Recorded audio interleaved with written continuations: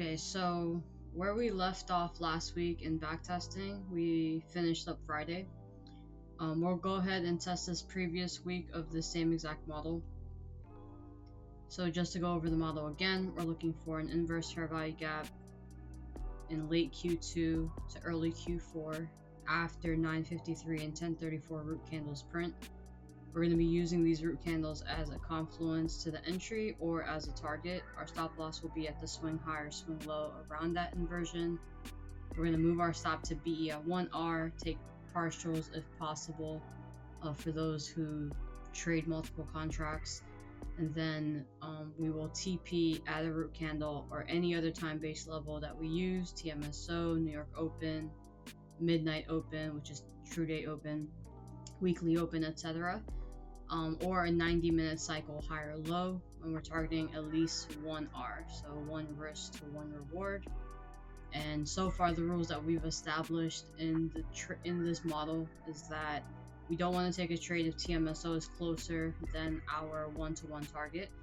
This was established in the previous backtest and we were able to confirm it in this backtest. And we are going to close the trade if an opposing inverse fair value gap occurs.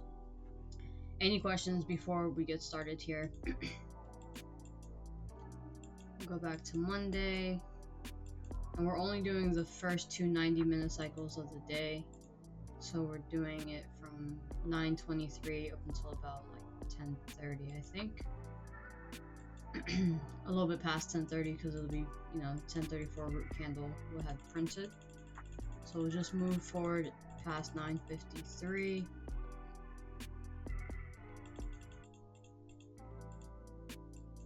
Alright, so here is, I need one more. So this is the 9:53 candle right here. And now we just need an inversion to print. No close.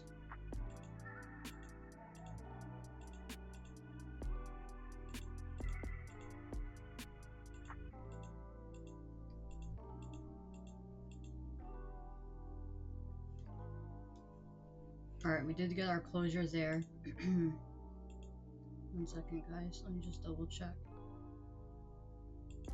Alright, welcome to those who are just now joining. If you guys have any questions about this new model that we're testing, let me know. I did just go over it, but I'm happy to go over it again for those that just joined. No worries. Hey, Cozy. Nice to see you. Been a while. Okay, so we've established a new model that we're going to backtest. We kind of spitballed this all together in our last session. So the model now, it is very similar to how JD already trades this model, but we kind of just, basically came up with all the parameters together as a group in the last backtest. So the model is as such. We're looking for an inverse fair value gap to print in late Q2 to early Q4, and we're quantifying that as the last 11 minutes of Q2 to the first 11 minutes of Q4, and we're waiting until after the 9:53 and 10:34 root candles have printed in each of their respective 90-minute cycles. We're using these root candles to add confluence to the entry, or we'll use them as a target. Our stop loss will be at the swing high or swing low. We're going to move our stop to BE at 1R, take partials if possible for those who trade multiple contracts. We will TP at a root candle, take profit at a root candle or any other time-based level, being TMSO, New York Open, True Day Open, Weekly Open, etc. or a 90-minute cycle high and low, and we're aiming for at least 1-to-1 risk to reward. The rules that we've established in our first 10 reps so far is we're not going to take a trade if TMSO is closer than our target, our 1-to-1 target. This was also established in the previous Q3 testing that we've done as a group. And we were able to confirm it with one of the reps in here. We saw that, TMSO pretty much stopped the trade, so we added that to this model as well. And we're going to close the trade if an opposing inverse fair value gap occurs. So far in just the preliminary 10 reps, this is what we're able to kind of figure out. After we do the 10 reps from this previous week, or if we get 10 more reps from this previous week, which would be a total of 20 reps, we'll go through all of the losses and we'll see if there's any other refinements that we can possibly do. So this again is very, very similar to how JD already trades it, except he's not necessarily using a 1-to-1 R, and he is also using 5 and 15 minute PD arrays, which we are not. We haven't had to refer to any higher time frame anything so far in just these first few reps. I'll go ahead and share this link with you guys now for those who weren't here last week, and you can kind of go over these reps in your own time, or you just have access to go over them in your own time. And we'll go ahead and do this. Okay, this is the lock. Never mind. We're good to go. Alright, so here we have our first inversion. We have 953 printed. So the trade here would look like this. It would be a short with the stop loss there. We're at least aiming for 1-to-1, so that would be here. Let me also turn off the wickless candles really quick. Alright, so we're at least aiming for here. Before this 1-to-1 target, we do have the weekly open. We do have the 10 a.m. open as well, but essentially we could target 953 as the full target. So I'll just bring that down to here for the root candle being our target, and I'll pull up the RR for this trade so that we know when we hit 1R for BE.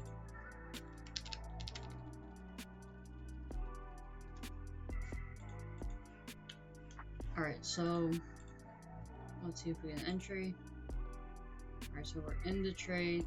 We do invalidate this inversion, so it looks like we're gonna get stopped out here. Oh, stopped out. I'm just gonna play it through to see what happens. I'll record this as a loss, of course. Alright, so we do have another inversion printing here. Now we did establish in the last session as well that we are open to tracking multiple trades within this 90-minute cycle, so long as we were stopped out of the first trade before a new trade entry occurs. So for example, now we have this inversion with the same targets available to us, so it is viable to take another one here. And as long as it's occurring, it might be too late. Yeah, as long as it's occurring within the time window, we can still take it. Let me just verify. I think we're too late into Q4 to take it. And this is something that could also like be of note for us, so that we know like if we should adjust the rules. Yeah, so we are too late into Q4 to take it. That would be late Q4. So the first 11 minutes is on this candle right here. So let's just play this out to see what happens. Okay, so this does hit TP, obviously. Well, let me bring it all the way down to 953. I'll bring up to RR as well.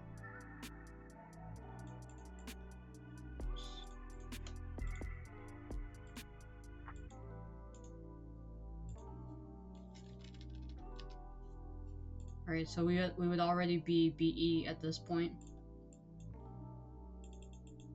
Alright, yeah, so that does hit full TP. So this trade is past the early Q4 mark. So this is what I'm going to do. I'm going to track both of these trades, right? This was obviously a loss. This did occur in the first half of Q4. So the entry would have been on this candle here. So 6 minutes in. And this does actually occur in the last half. So what I'll do is I'll track both, and then at the end of the 20 reps, when we do our refinement, we'll at least have this data already recorded if we do decide to remove the rule of tracking the first the first 11 minutes of Q4. Right, exactly. You got it, JJH. That's exactly what where I was going with it.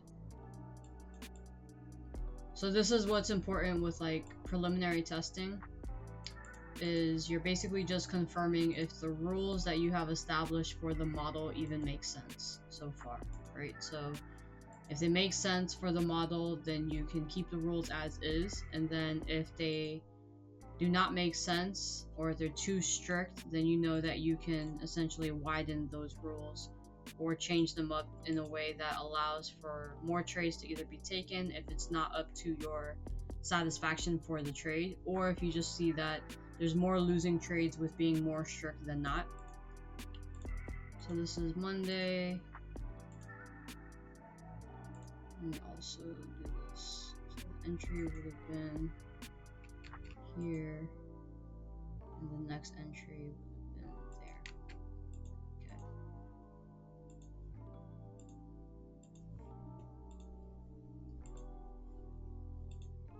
The root candle is 953, or did it even? No. Alright, so for those of you that weren't here last week, so this category here is for when the root candle offers confluence, and this category here is for when the root candle is our target. So this, in this case, the root candle was our target. These trades occurred both during Q4. This was a short. Stop loss for the first trade. Sorry, 25 and a half. TP was also 25 and a half. Oh, no, 31, sorry.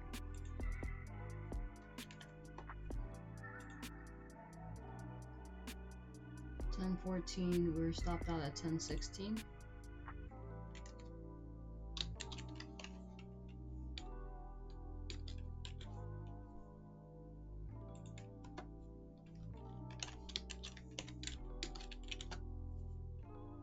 And the duration is always the actual duration plus 1.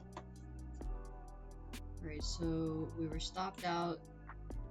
We didn't hit full TP. No runners were able to be taken off, or there was no runners left.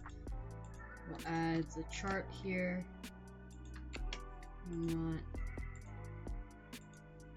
Oh, that's why.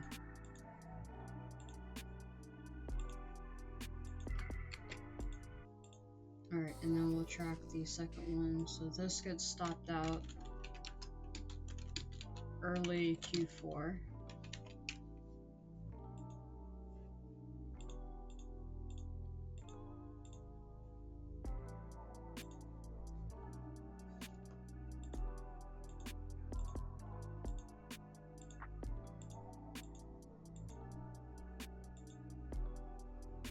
$20-point stop with a 53 TP. Oops.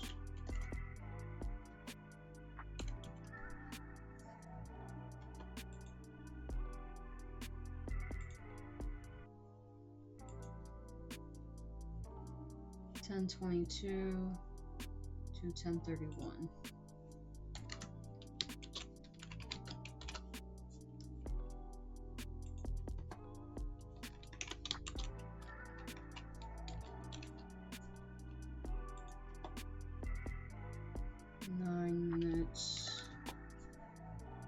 Did a full TP in the scenario that we would have taken profit. Runners. Okay, we at least hit 2R. And 953 was the target. This is the same link. Alright, so this entry occurred late Q4. Occurs 1C or 2Rs? Occurred 2Cs, 1R. 2Cs, 2Rs? Occurred late Q4. Alright, great. So now moving on to the 1034 rep. We'll delete this.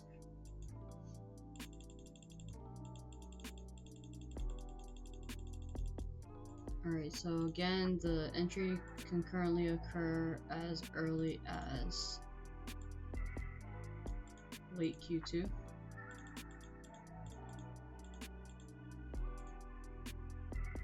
Alright, we're there now. So now we look for an inversion.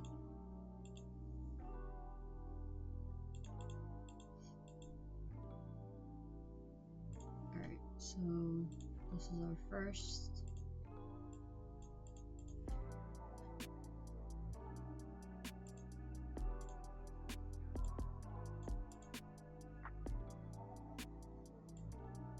Alright, so 1 second. This here is this is an end log. Yes, okay. So the end log is coupled. The end log is also a time-based level, right? Because it's the price of when the week opened. So it's based on the week opening price, which is a time-based level. And it's also coupled with this 529 root candle. So we'll see if this works out. We'll see if we even get an entry. But we'll go with that as the target. It is more than one R here, and then we also have TMSO, which is also time based, and then we'll see if it even gets this high. All right, so in this scenario, right, we will no longer take this entry because we now have a new inversion here.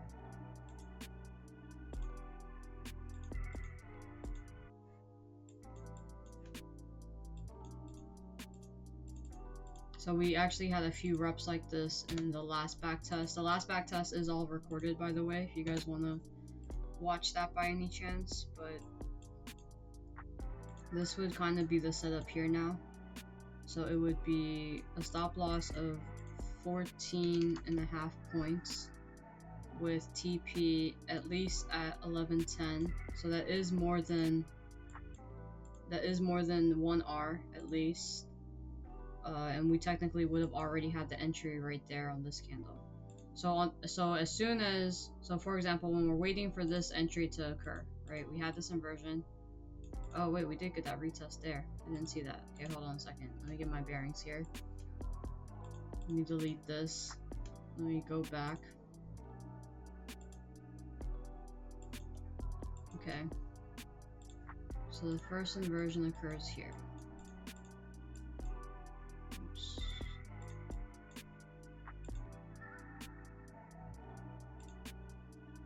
Okay, there we go. So now at this point, we will go long.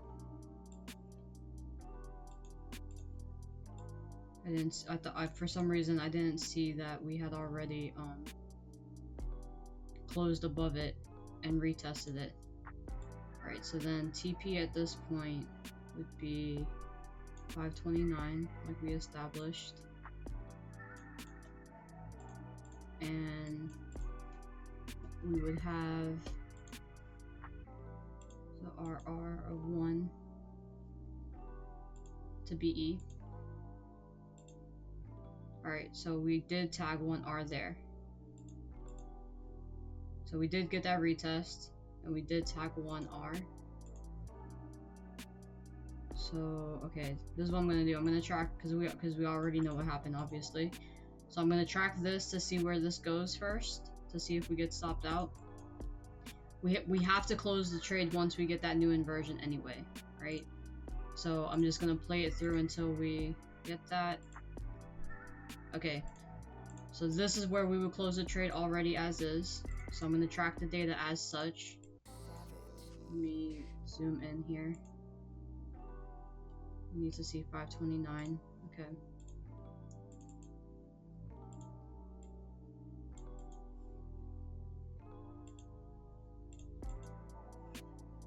Alright, so NQ, this was Tuesday. No, this is Monday.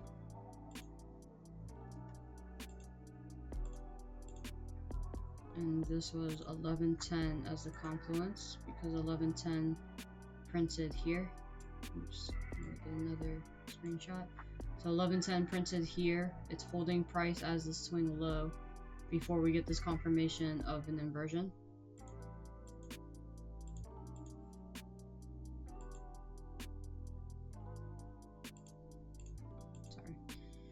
and this is happening during Q2. This is a long 22.5 or 41.25.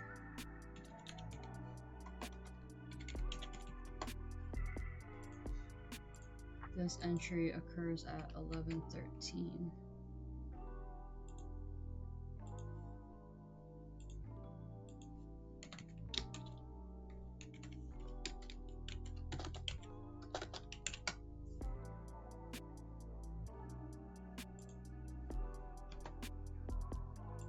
And we do a manual stop out at 11:15.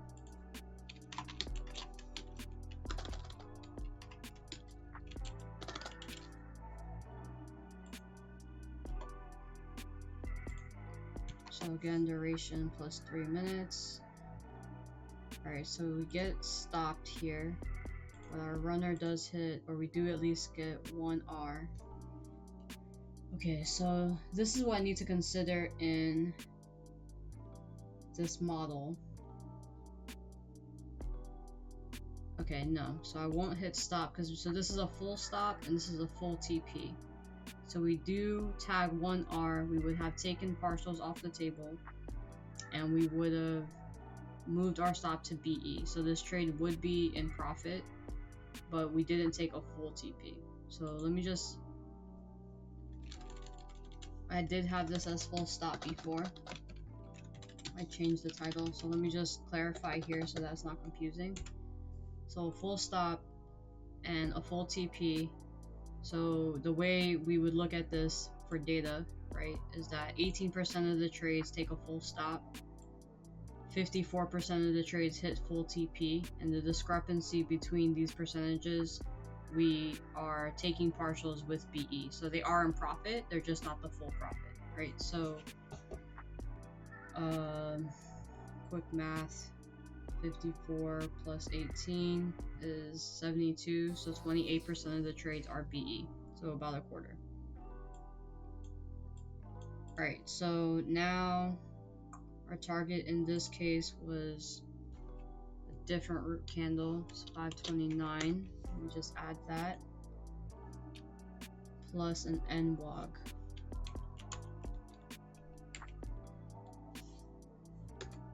Let me change the color of this. Okay. I don't remember if I took a screenshot.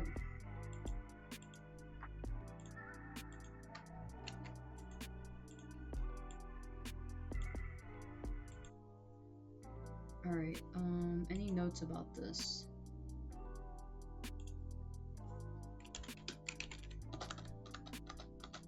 Yeah, it was this root candle right here. So 529 root candle, which is pre-market. It's called the night root candle. Yeah, so 529 root candle coupled with the NWOG. So, and the only reason I referred to that was that, okay, so there's a couple things, right? We have 529, we have TMSO from the last 90-minute cycle, and then we also have, oh, I guess we could use this as complements too. But it's also all of those time-based levels, 2 time-based levels, nested with another time-based level, which is this NWOG. So there's a couple of reasons to use this as a target, basically. Our lowest hanging fruit, let's say. I already got the, so I'll just do root candle plus TMSO, previous TMSO, plus NWOG.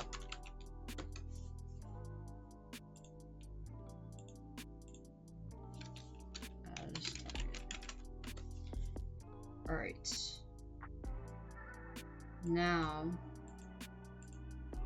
for the next rep. So we have this, we already closed this trade. So now we can enter another trade because we've already closed this one. So here we have a new inversion.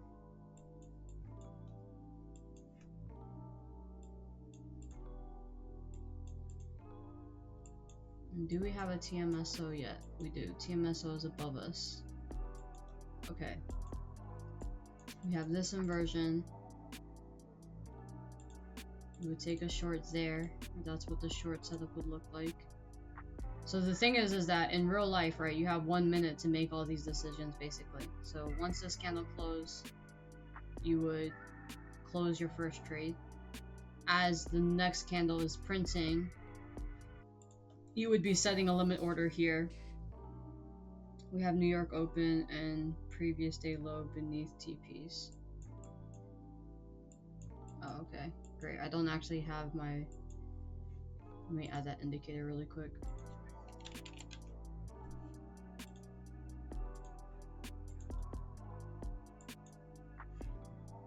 Hold on a second. Let me... Okay, yeah, previous day low is right there. Let me make a few adjustments to this really quick, guys. I'm sorry. I need to, I've been meaning to do this. I haven't done it yet. Alright, so I've basically gravitated towards graying out all of the stuff related to... Sorry, hold on. I can't multitask, as you can see. Green. So there's that one. Day, and the same thing. Day, week, month. Okay.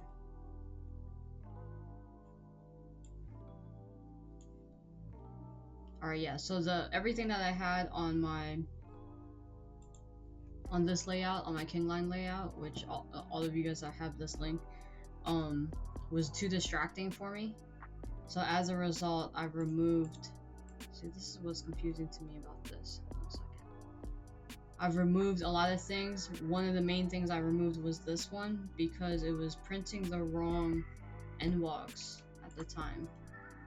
So hold on, I need to confirm that the NWOG is actually correct this time. So...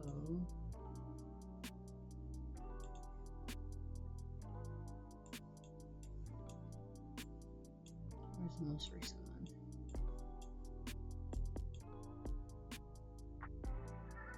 Here. So this is the close, this is the open, that's correct.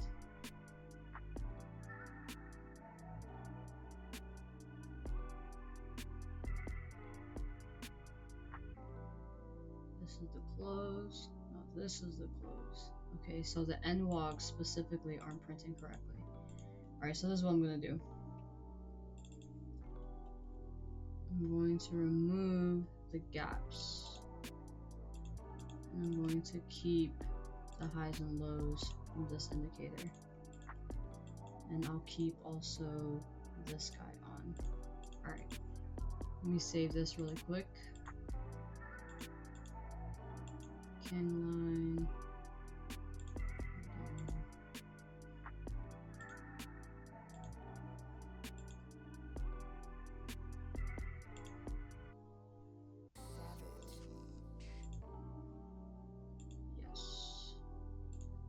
Save that layout. Okay.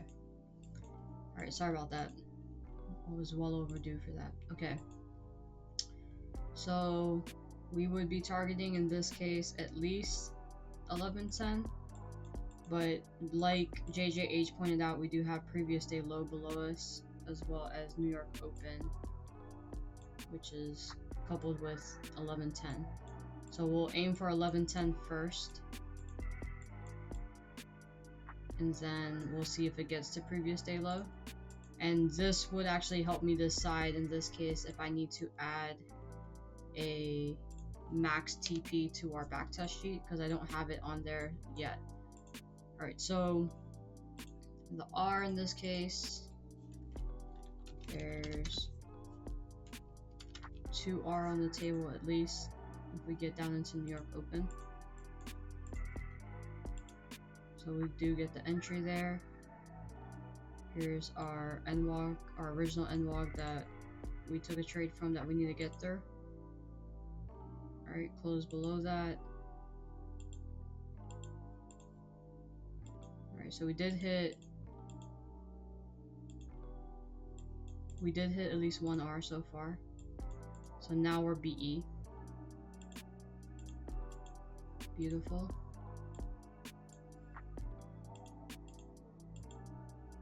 Alright, so there's our TP. Let's see how far this goes. It's New York Open. Alright, there we go. So we do tag 2R.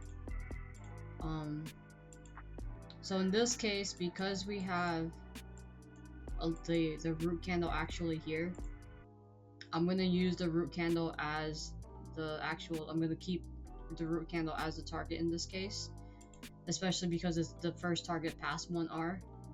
And I'll note that in the notes, I'll note that we did tag New York Open, and then of course I'm already tracking this, but we did tag 2R before our runners hit BE.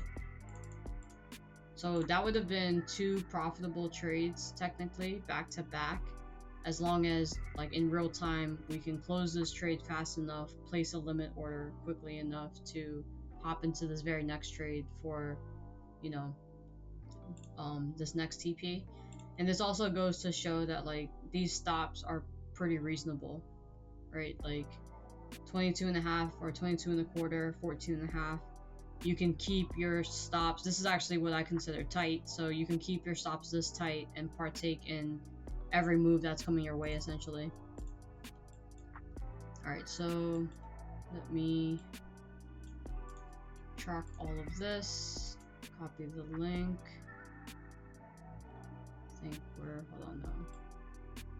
The entry here happened there, 11:16. Alright, any questions so far from anyone? So this is also Monday. Right? Yep, still Monday.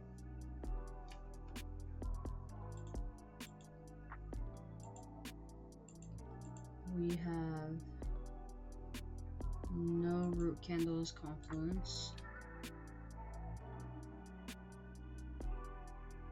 No problem, Stefan. If you have any questions, you know, feel free to ask away. Have you been? How long have you been attending the live stream so far? This is all happening in Q3. Nice, great. Well, welcome to Kingline. I do this every Saturday. I normally do it around noon. Today, or these next 2 weeks, or this past week and this upcoming week, I have a lot of Halloween events plus my birthday, so it could be a little spotty for when I'm actually hopping on to do this, but other than that, it's usually every Saturday at 12, and I do normally backtest a model that we're all kind of trading unanimously. 14.5 to 25.25.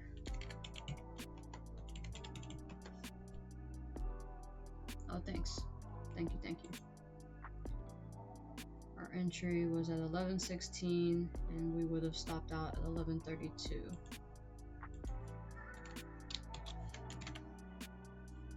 Actually, let me do for it the TP, not the stop out. 11:27.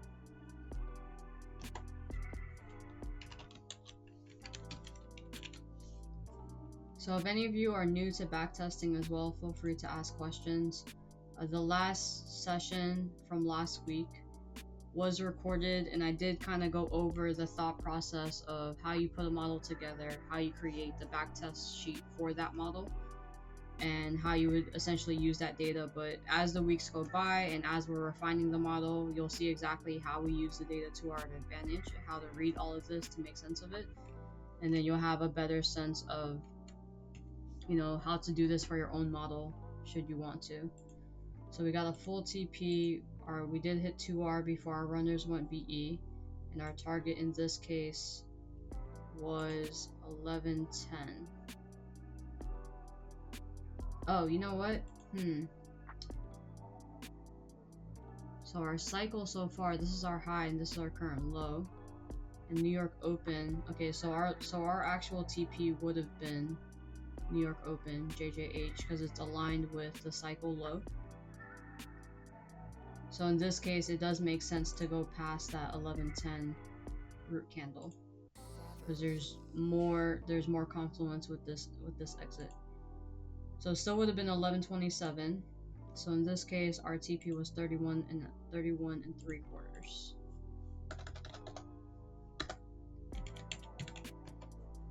All right, so we had the 90-minute high and low, and we had New York open. Okay. Yeah. I actually never used New York open that often in my trading personally. I know why the time makes sense to me though, like before I even learned quarterly theory. I know why that time makes sense to me, but alright, so we had the 90-minute cycle low plus New York open under 1110 root candle plus target.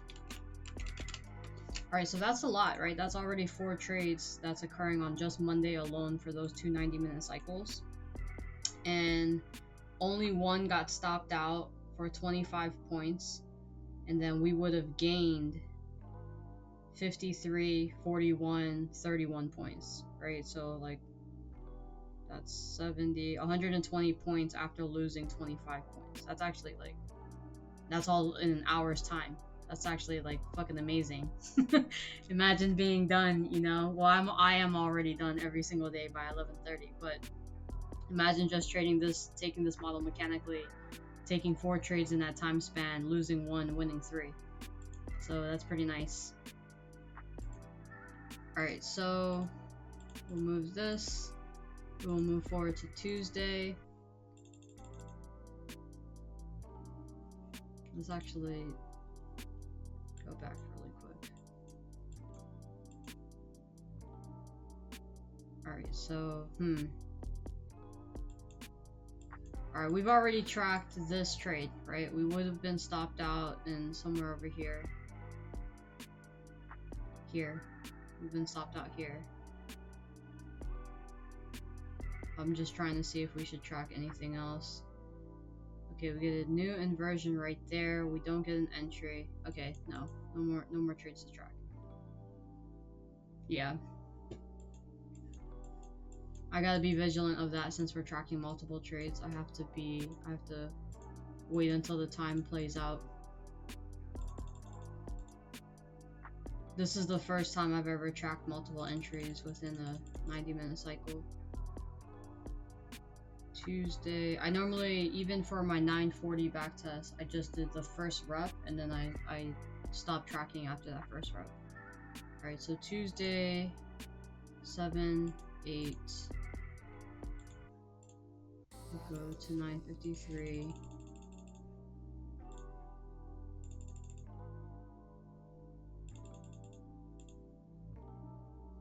Alright, 953 is printed. So again, notice that we're not using any higher time frame bias at the moment. We're literally just using we're able to use what's on the chart based on the rules alone. So 953 is here, so now we're waiting for an inverse to occur.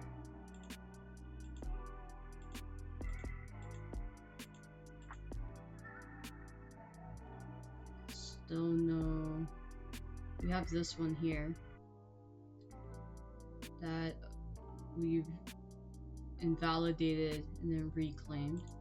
I think I'm going to opt for something cleaner than that, but I'll mark that out just in case I'm wrong.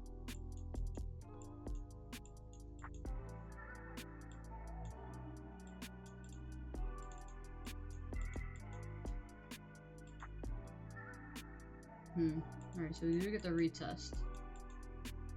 So okay, hold on a second. Let me play this through my head. So if we were to take this trade, we would have had the stop loss here, I assume, at that high.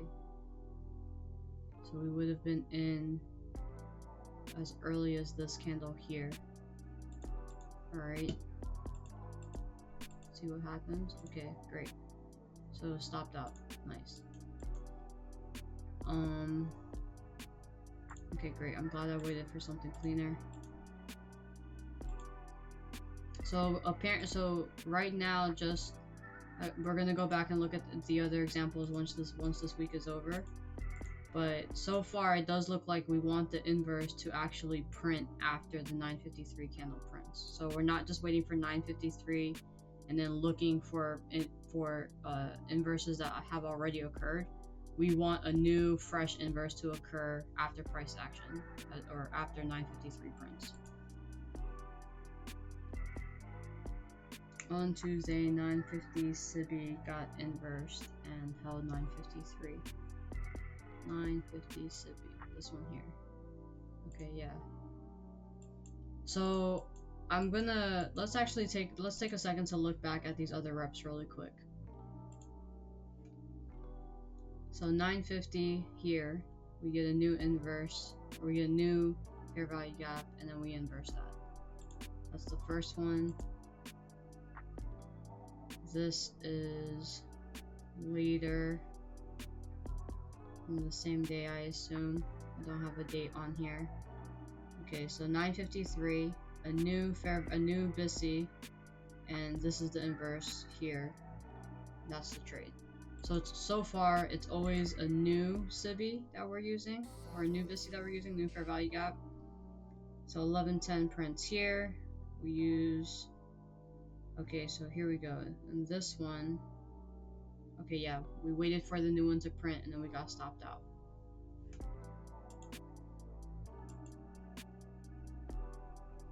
Here. So 953 is here, new fair value gap, we get stopped out.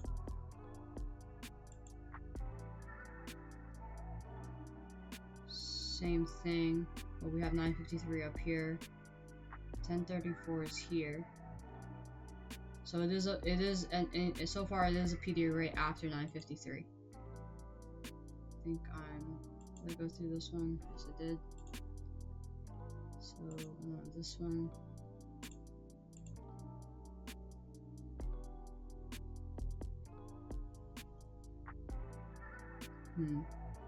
So 953 is up here.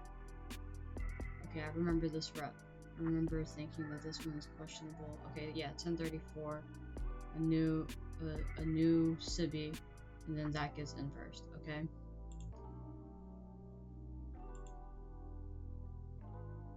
$9.53. Okay, this is our first example. So $9.53 is what candle? Is this candle, I assume. Wait, no, it's this one. And once and then 953 prints, and we take this old inverse. Okay, so that is an example of not using a new PD array. That's one. I think that's that one that we just did. Oh, okay. This one here, 953 is right here. 1034. I need to take better screenshots. Okay, I'm assuming this is 1034. Okay, so this is after both candles. This one.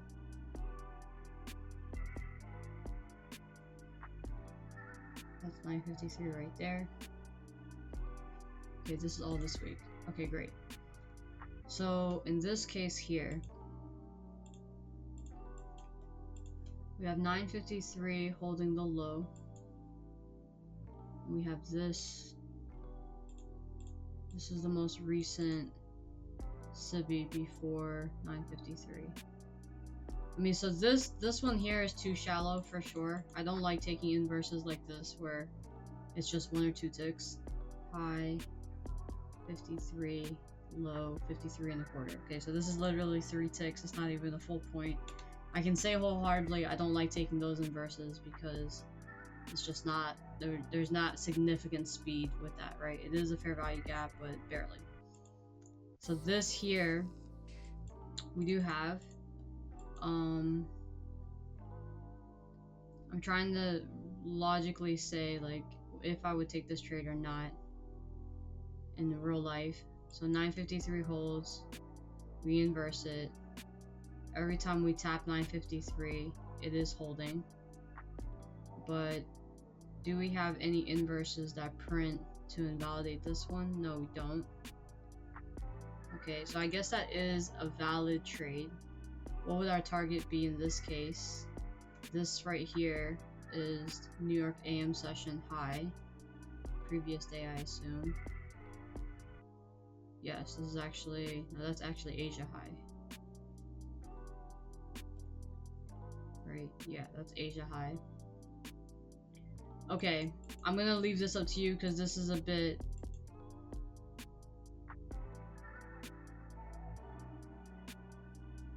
Yeah, so no offense, JJH. Again, like, we're not going by what anyone trades in real life, right? I want to make that clear. Like, when we're going through this, we're not going by how we trade in real life, because obviously we all do the sometimes I do this, sometimes I do that, right? Sometimes I take it, but we need to approach this mechanically. So the only thing I can say for this model right here is most of the time we're taking fair value gaps that occur after 953. We so far have one example where we do have the fair value gap that was printed before 953. Now, what I like about this so far is that we did take out a low, right? Take out this low, and then 953 prints. Then, so we do have a soup occurring of sorts, and we have the inversion that's occurring during Q3. This is normally really good for any Q3 reversal. At least you do want the soup and the inversion to occur during Q3, so that's what makes this probable as a model for me, right? But I think mechanically it's hard to judge if we would take it or not. Although with this inversion, we do have several minutes to make the decision, right? So we confirm it, we invalidate it, we reclaim it, we've invalidated it again, we reclaim it again, right? So this is enough slop for me in real life that I would not want to take the trade personally. So I'm going to take a vote with 1, 2, 3, 4, 7 people that are here. Drop a 1 if you think this is a win and we should have taken this inversion, or drop a 2 if you think this is not a trade. If all 7 of you can drop a number, that'd be fantastic so that we can move on from this rep. I'm going... Okay, great. 2 for soy. 6 more people, please. Okay, 1 dropped out as soon as I asked for their opinion, so it's 5 more people. Stefan, sure. I got you. You can stay out of this one.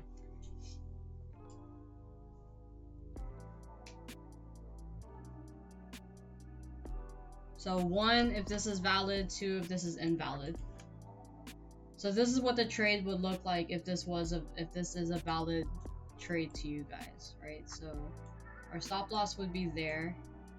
Our target at this point, I mean, we have New York open, right? So had we taken the very first entry that occurred here, we would have hit TP right there, right? So like, it would actually be a really short trade. So at a minimum, it would be that. It would be, this is the entry to this is the TP. So if anything, we have that, and then we do hit. I'm sure we already hit BE.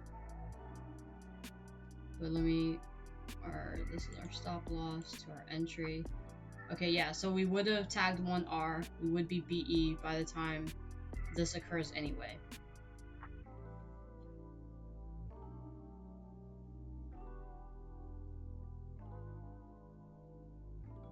Alright, so I'm assuming that's a 1 for JJH. If we can just get 2 more opinions so that this is not a tie, or 1 more opinion at least so this is not a tie, that'd be fantastic. I'm going to leave because I'm just very strict in how I look at these things, I'm going to leave my opinion off the table for this one.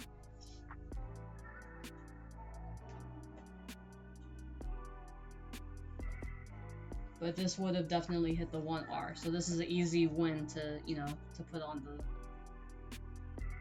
Alright, great. So then JJH is technically a 2. Alright, great. So Alright, and I think in my opinion, this is off the table. Although, you know, again, you would have had many entries, right? So, like, if you did take this one, you could have taken profit at midnight.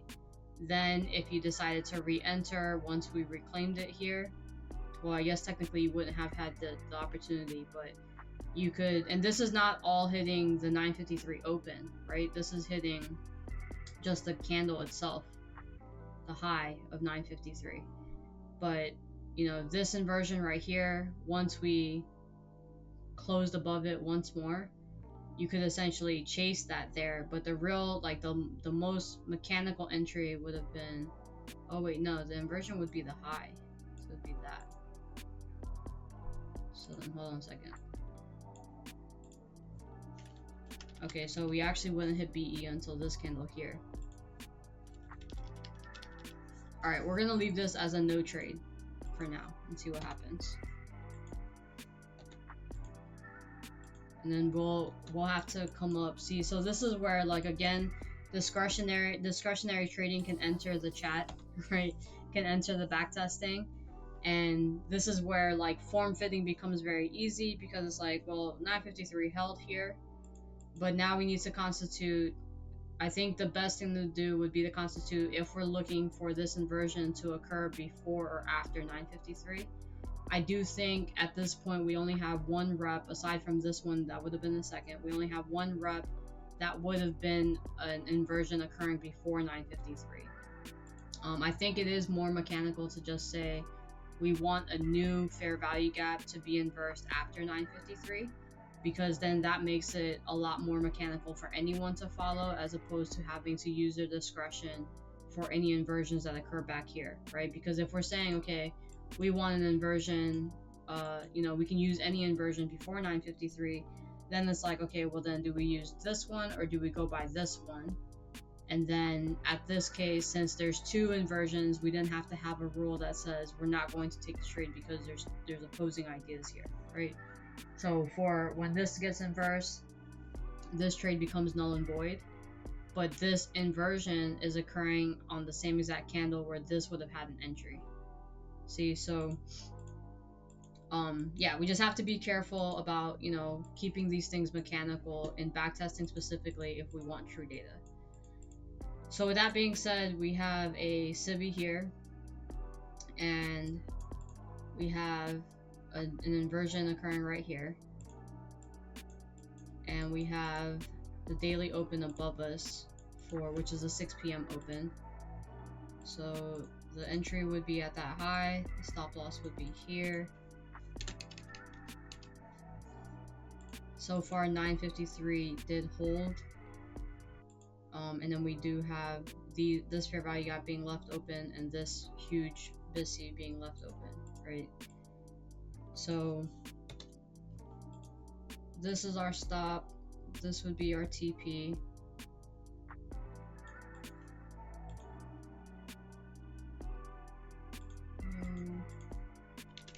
One R would be there.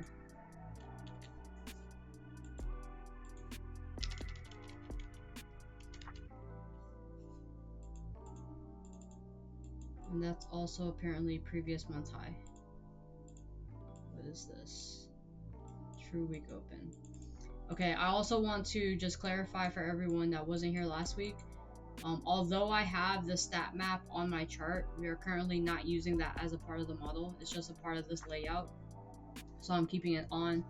And then we may decide further down the road that we want to add that to this model. So, and you know, like for the reps that we already have, we would just leave those as is, and then we would add it to future reps if we decide to add it to the model.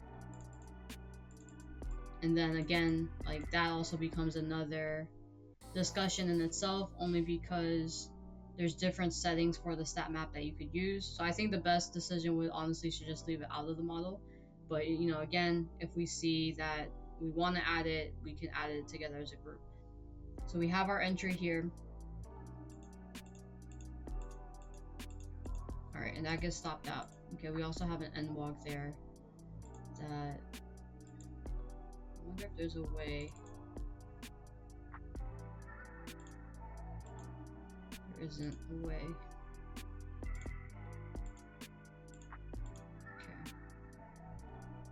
There isn't a way to leave it on the chart. Alright, so now, okay, hold on a second. So when we get the inversion here, actually, when we inverse this fair value gap here, that's when we would stop out. A manual stop.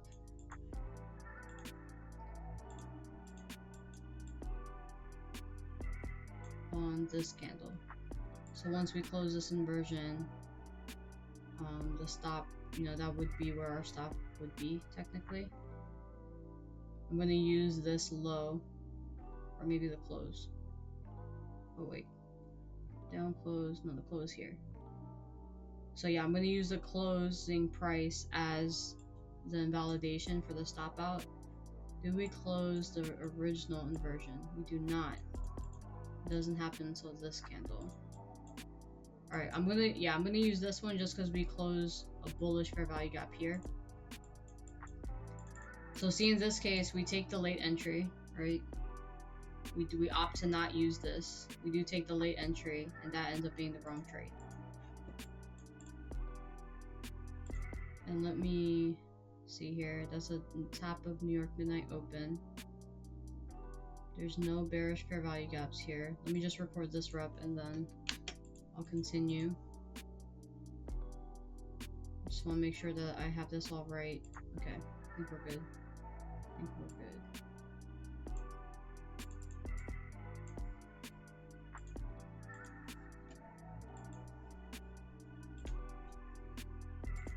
The entry will occur there.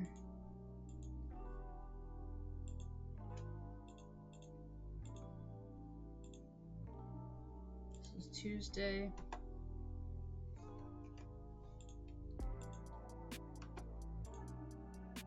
No confluence. This is Q4.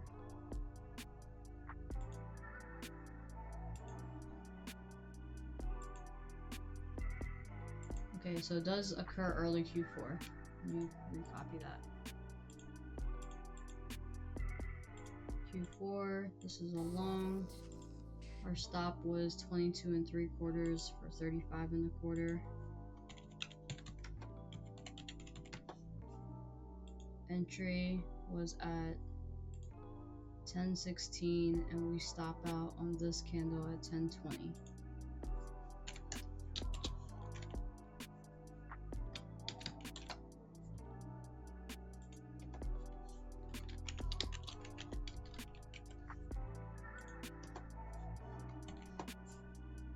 And this was a partial stop. Technically, I'm gonna consider that a full stop because we didn't take any profits off the table. Our target in this case was the daily open plus previous month high. I don't have that. Daily open.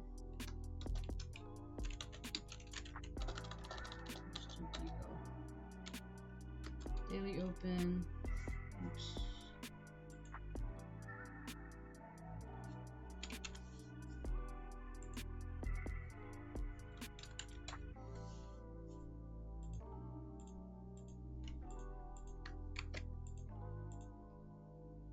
All right.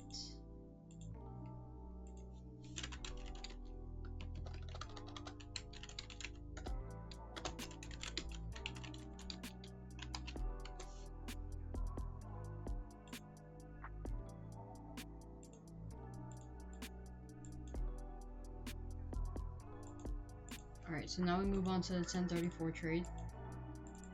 Or well, let's see if another inversion occurs actually. Until the end of Q4. Okay, so this would be the new inversion here. We have no... I feel like this gets stopped out too. We have no new bearish fair value gaps here. We do get that retest there. Let's see how this would work out. The stop loss would be there. The entry there. So when do we stop out of this trade? On this candle. Yes, on that candle, we go all the way down. So this is a little tricky, in my opinion, discretionarily, because we already tagged midnight, we already souped midnight, souped the low, and we're trading higher here. But so far we're rejecting weekly open. Again, that's all just discretionarily, but we do have that new inversion that's occurring. And since we already recorded a rep late Q4, we're just going to record this and see what happens. So our stop or our trade R would be this. Okay.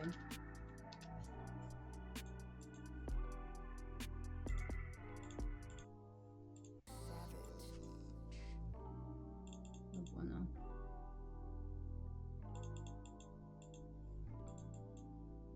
Ooh, this is super messy. Okay, hold on a second. We invalidate it here. We invalidate it on this candle.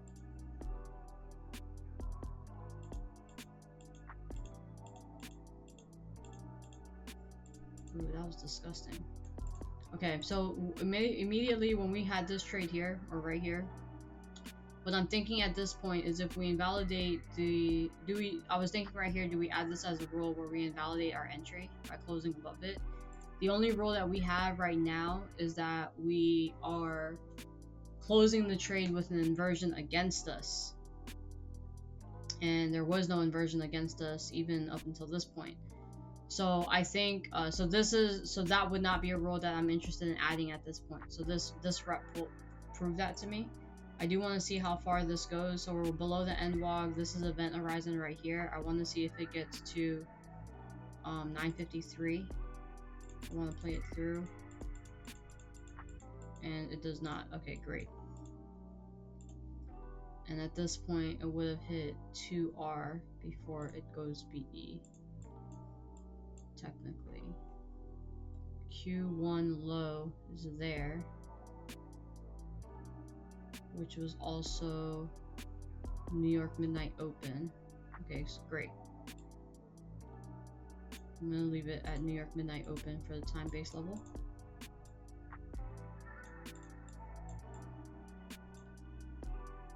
Yeah, agreed. This is also gross though, right? Like, that's also disgusting.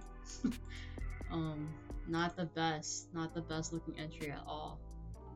So our entry would be here. I actually think I was in this trade. I feel like I was in this trade. It was something like this. Maybe not. Actually, it was. It was exactly this trade, I believe. I entered before the 3 drives.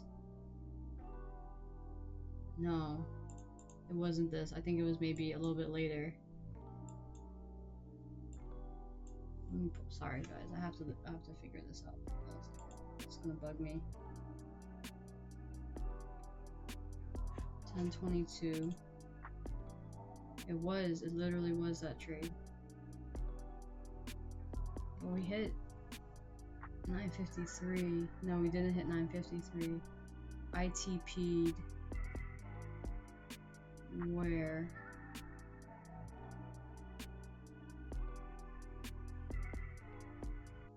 Oh no, okay, this is what it was. So I was in this trade first. I took the trade here, live. And then I took a partial once we got back to here.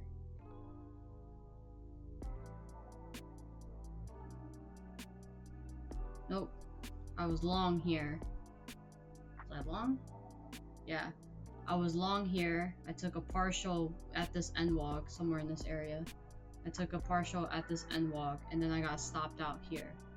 Then I went short later down here somewhere. Okay, sorry. Squirrel. Okay, let me zoom out so I have the full picture. Yeah, we'll just include the last 90-minute cycle. Oops.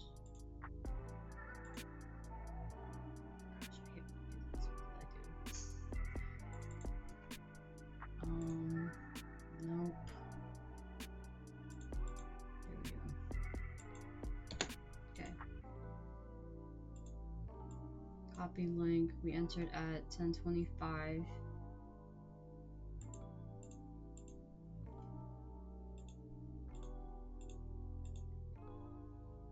Tuesday.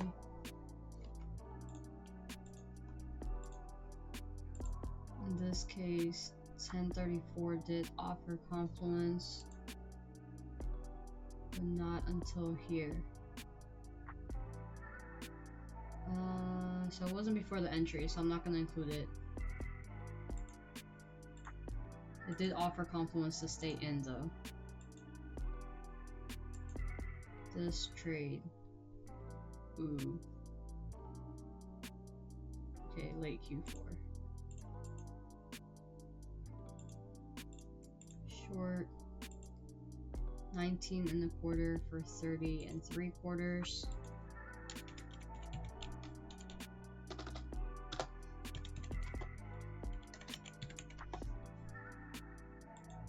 Our entry 10:25. Our TP was at 10:44.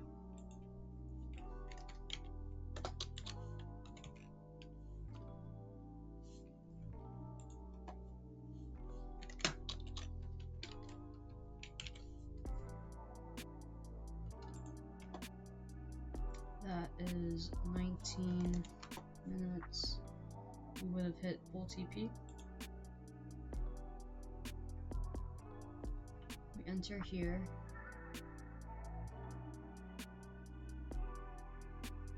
And we don't get to 1R. Yep, so full TP. Oops, full TP.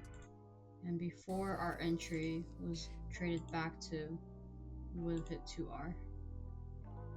Alright, and our target in this case was New York Midnight Open, TDO, plus the 90-minute cycle high or low. And just make sure I have a link.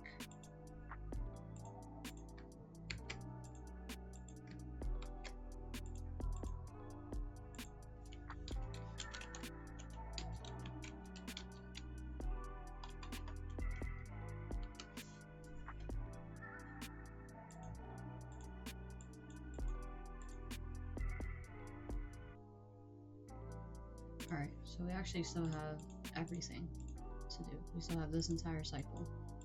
Alright, so 10:34 is here now. Oh, you know what? Hold on. TP, and then we get an inverse. So no, we didn't hit 2R first. Because we would have closed the trade here. Oh no, yeah, okay, I can count that. Well, I'm gonna 2R, those for runners only. No, I'm not gonna include that this time, but I'm gonna do 2R for the notes, 2R before inversion against us.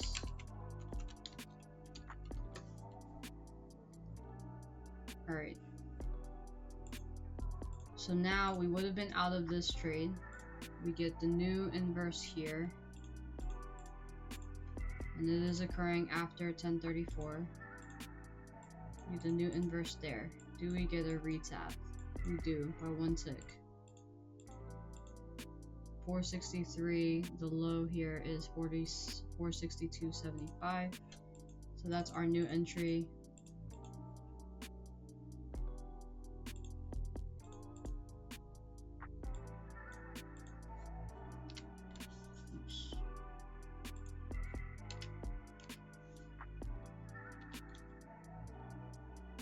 Doesn't look like we get tagged in. Why? Trading View is saying we don't get tagged in. Oh no, it's because it says we're stopped out. There we go. Oh, you're right. Good eye. Alright, we will null and void that entry.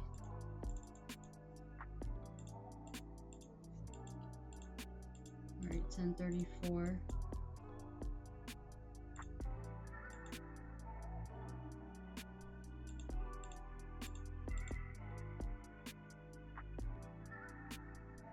Alright, so the first fair value gap. Oh, okay, this is literally the trade I took live. Okay.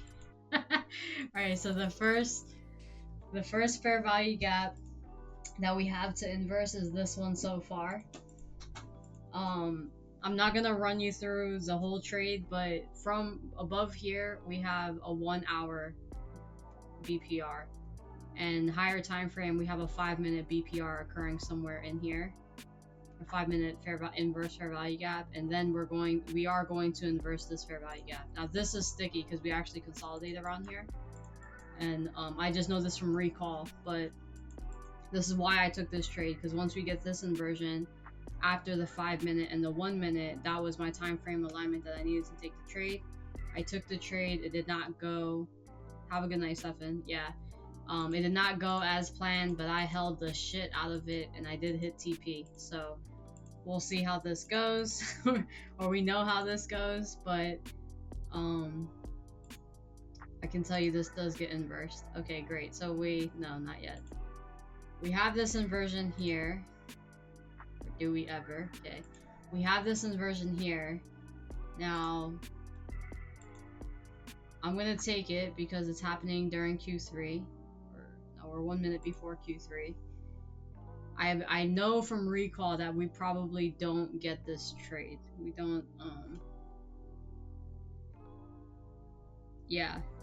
Well, I know just from recall, so we had this here is what this was the foundation of the trade. And then after that 5-minute, or after that 1 hour BPR, we rejected and trade away. We then have this 5-minute inverse at the same time, and then this is a 1-minute inversion occurring or confirmed at the same time that we get that 5-minute inversion. So that's exactly like the whole trade idea for why I took it live. But again, going back to this idea here, this is our first inversion. We've traded away from 1034 and 1110 at this point. So this is not going to be the best return, probably. Oh, it's not that wide, actually. Okay, so we have a 36-point stop. I do think this holds as the stop. But our earliest... I know I had 953 as the target, and it did hold. But that's not... Oh, that is a 1R, at least. Okay, so that's at least 1. And then we do potentially have New York Midnight below that. We have 830, 930, which we're not including as TPs yet. But then we do also have this NWOG here. So for now, I'm going to leave it at this, just because it is at least 1R. So then now I actually do know that this does hold. I just don't know if we hit 1R before we break even. I do think TMSO also. Donde. Oh, this is, okay, yeah, we have previous TMSO. So our new TMSO is actually right here. So Q2, this is our TMSO for the current cycle. But we do have the previous TMSO for sure. And then we have like the pre-market root candles here. So, okay, so I mean, I definitely know now that because I think this is literally the same exact trade that I took. I do know that this does hit TP. So, I just don't know if it hits TP before we tag 1R. I'm gonna assume not. Oh no, it is 1R. It's literally a 1R trade. What am I talking about? I do think it goes past that. I can't recall. Oh, no. This was the perfect TP. It digs down deeper into this NWOG a little bit, and then the rejection goes higher, I believe. Oh, yeah. I got the 1-tick special so many times that day. I got the 1-tick special 3 times because it did the 3 drives into my entry. It was actually this stop right here. I think I moved my stop. I didn't use this stop. I used this stop here as for this entry, and it like went into it. It 3 droves into it, and then it never attacked it. Great. I'm glad you made money on that, Cryptic. Okay, so we have the inversion. And then I don't know also in this case if we get an inversion against us while all this is occurring. I would have to assume we do, but this was a disgusting hold. Okay, so no inversions yet. There's that first drive. Okay, so now, so since we have this here, I do know we get an inversion. So just according to the model mechanically, yeah, we would already close this trade on this candle. So I'm just gonna play this out now for you guys. So mechanically, according to the model and the rules that we have laid out, this trade would already be closed here. But I'm just gonna play it out so you guys can relive this trade with me. But that was one drive, second drive. My stop loss on stream was this right here. We trade below it again. We tag midnight one more time. We get a third drive into my stop loss right there. Pretty sure that was my stop.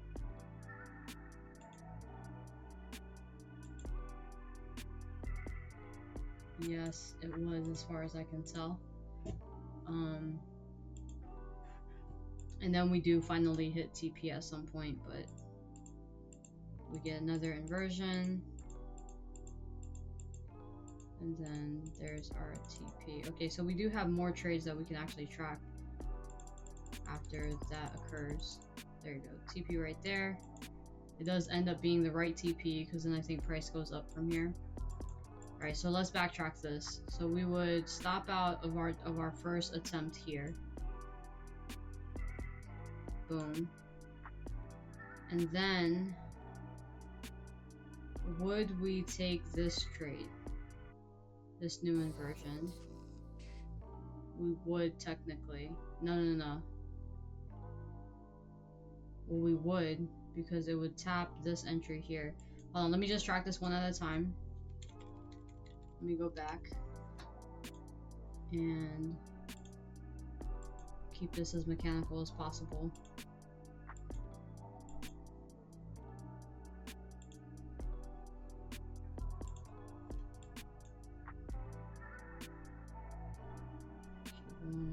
Yep, alright.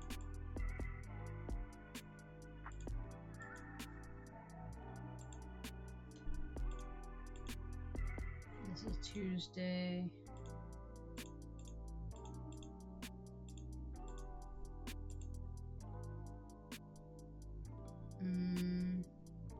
It is after 11:10. That did offer confluence to me. Oh, that actually reminds me. I want to add a note to this as well. To this last one.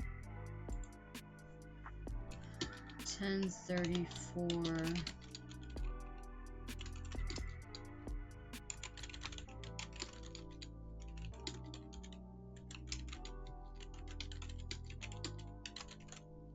Okay.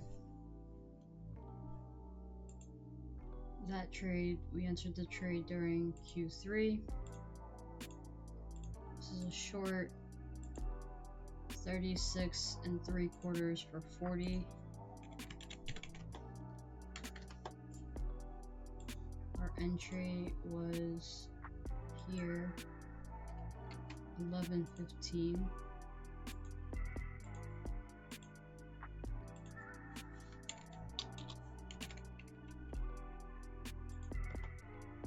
And we were stopped out on this one, 11:40. Have a good one, Ollie. Cheers, cheers. So this was 25 minutes. Hold on, guys, 1 second. What are you doing for your birthday?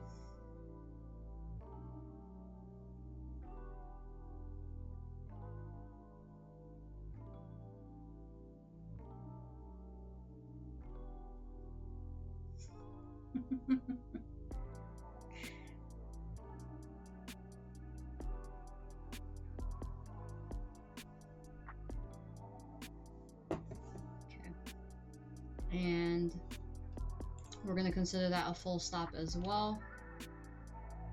And we had nothing hit 1R. I don't think. I'm sure it was there. Yeah, nothing hit 1R. Let me re-screenshot that. And our target was 953. Nothing else. Oh, there was midnight. That would have stopped us though. So we need to consider here if we don't take the trade if midnight is before our target as well, just like TMSO, right? So then it would be like, the rule would basically look like we don't take the target if any time-based level midnight was before 9:53. If we don't take the trade if any time-based level is before 1R, essentially. 9:53. Here's the link. Okay, so now the next trade would have been, so we have this inverse. Okay, we wouldn't take this trade because TMSO is right here, although it would offer confluence if it held. But the rule is that we don't take the trade because TMSO is before the target. Let me just map this out really quick so we can see this all visually and you guys can follow. So our entry would be below TMSO. Yes, so TMSO would be before our target. No, we wouldn't take that then, and we would be targeting 1034 as the root candle to get to, with 1110 being right there, like before our target. So we do have two time-based levels before our actual target occurring. So to me, this would not be a valid trade to take. If you guys feel otherwise, or if you guys think I'm form-fitting, please do let me know. So I would not take that. Let's see if we get another inverse. Alright, so we do get another, no we don't. Doesn't close. Still doesn't close. Alright, now we get to close there with TMSO offering confluence. Now I know, again, because we just all saw this together, I know that this does get stopped out though. So we have our new inverse. We're going to record this, not to form fit. So our short would be there, our stop loss would be here, and our target, because this is our first target after 1R, our target would be New York Midnight Open in this case.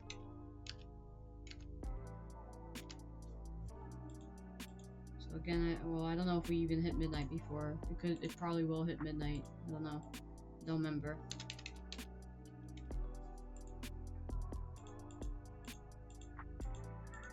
Oh, shit. Okay, so never mind. That would have been a win, technically. Let me pull this out. Okay, our entry here. We get the inverse there. Our entry would be on this candle, 1146. And that is early Q4. I need to bookmark this guy. Early Q4 to our entry.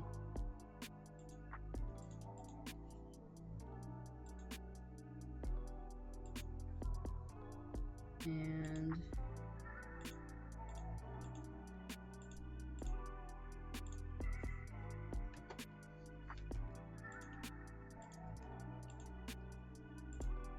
we have, let me zoom out. No, I don't. 1110 right there. So 1110 does offer confluence in this case. This is during Q4. This is short. Our stop is 10 3/4 for 12 1/4. Oops.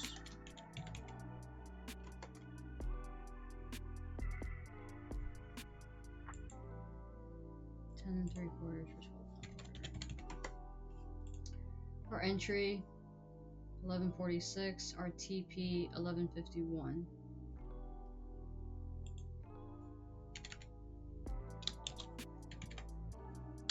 You know what sucks about all this backtesting on my end? Is I could never be a scalper.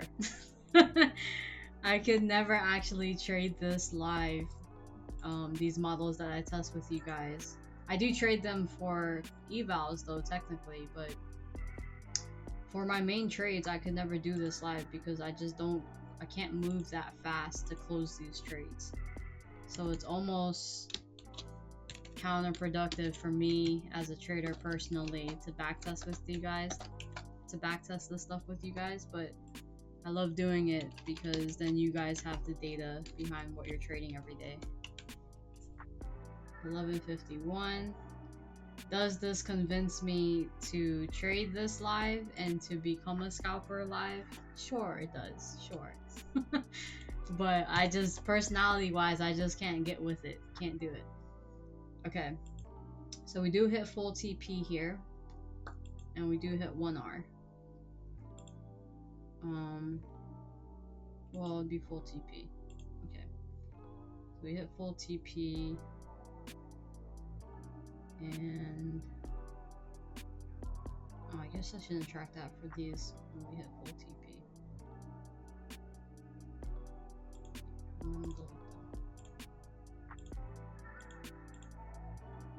Alright, and our target was true day open. And the link, I think I already copied it. I'll just confirm. Yes.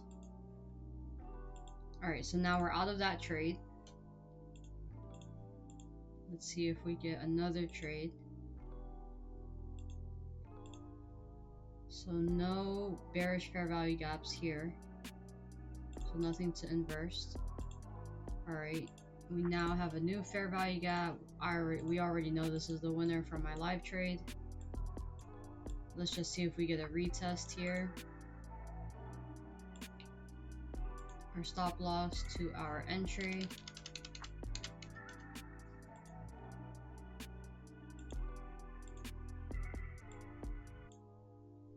And we have midnight open there, but it's not 1R. So then the next time-based level would be 953 to what we're testing, which again we already know it hits, so kind of cherry-picked a bit. Let's see if we get the entry though. For this to be valid. Great, we got the entry. And then do we go back to the entry? We do not. That looks good. Boom. Okay.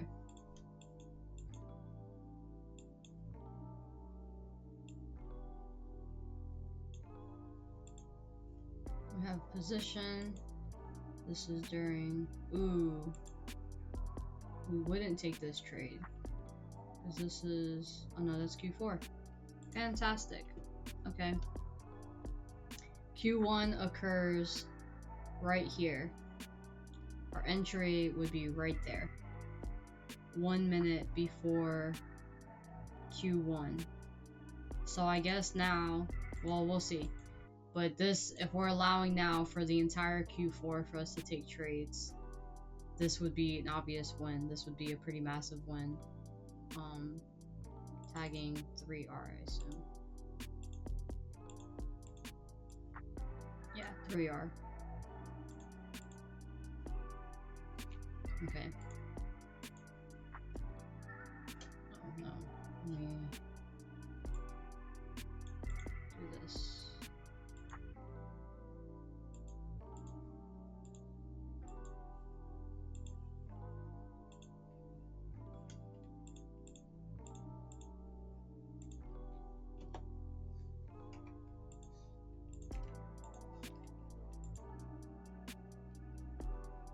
So again, 1110 is offering confluence because it did hold. This was during Q4. Short 13 and a quarter for 43 and 3/4. Entry 11:59. Exit 12:26.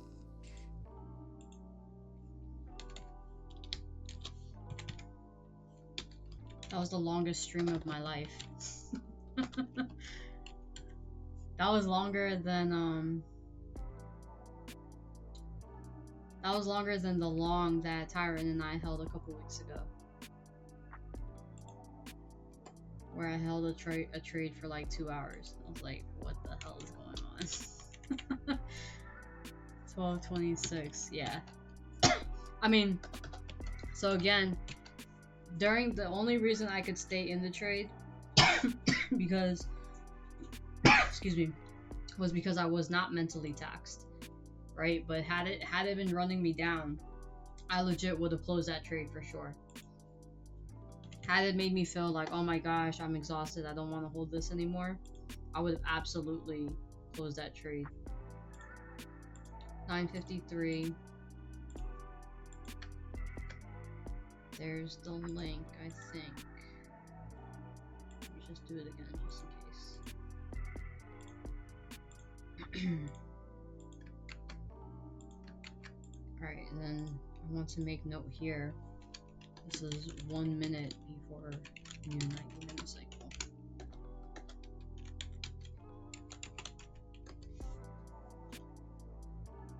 Okay. So that's it for this, because now we'd be in Q1. And then this ends up being the perfect TP though, because then it just goes higher from there.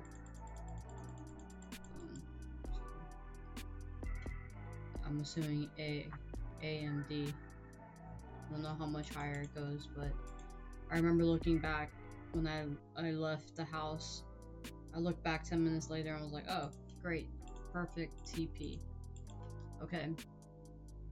So far, we've been on the stream for an hour and a half. Any questions from any of you? Any comments, concerns about the data?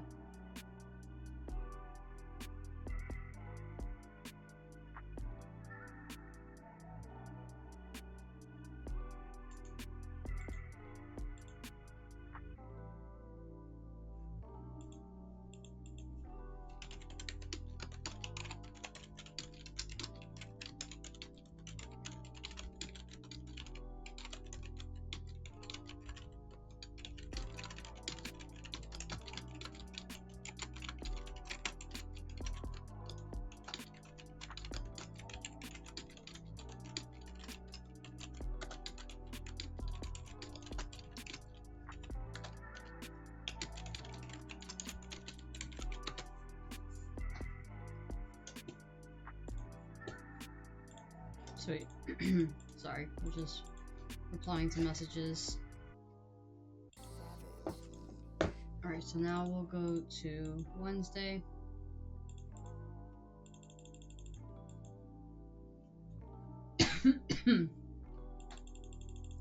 I'm sorry guys, I need to grab some water really quick. BRB.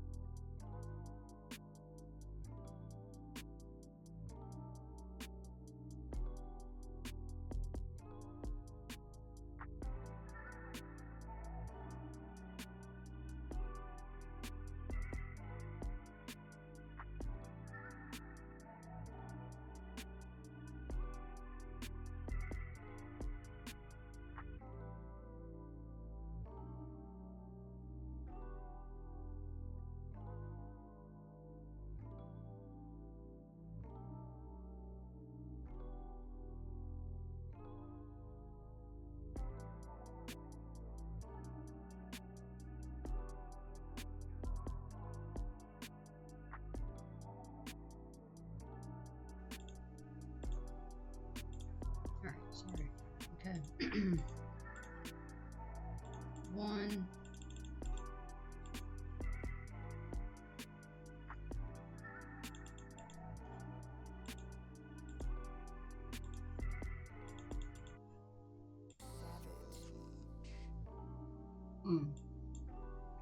Went way too far.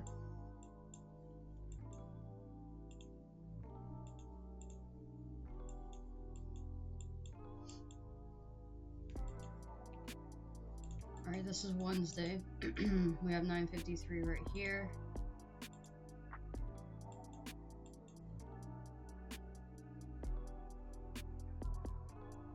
Alright, so 9:53 does close here. And then we do close the inversion on this candle.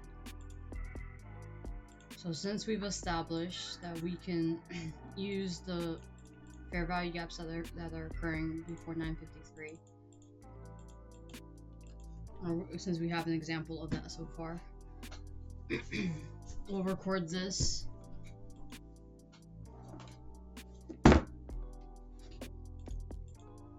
It is happening during Q3. We did soup lows here, all except one.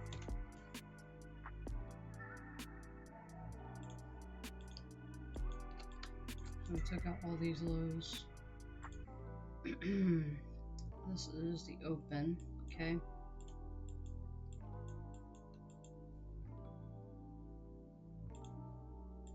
Long. This would be the stop. 1R. So 658 does offer 1R. That's a pre-market root candle. That's Big Ben. This is event horizon here, and then 90-minute cycle high would be there. Let's just see what happens.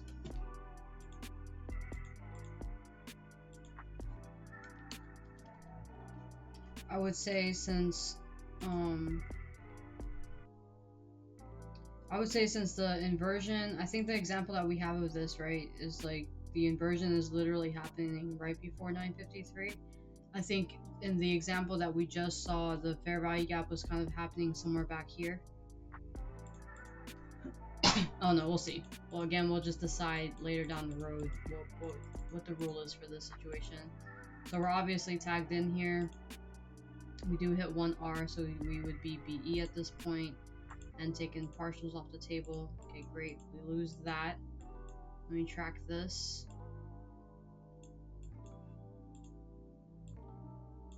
Entry would have occurred. We close it there. It would occur at 9:55.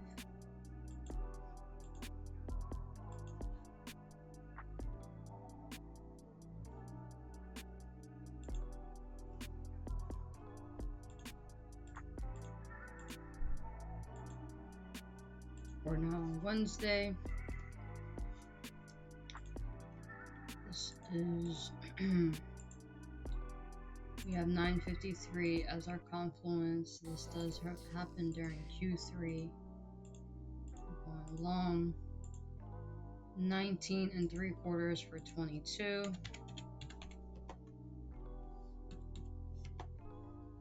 Our entry is at 9:55. We would be BE, so we get stopped out at 10.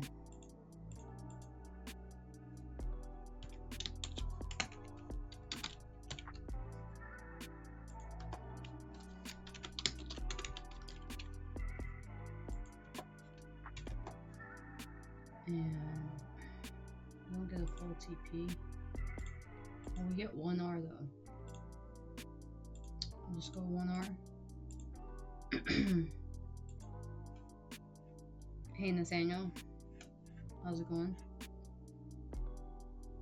Is this your first time joining us for a backtest? Our target was 658.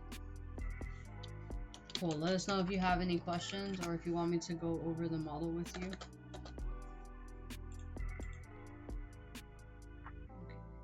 Use AM and PM, so we'll just do 658. Pretty sure I'm using military time anyway by this point. Copy the link.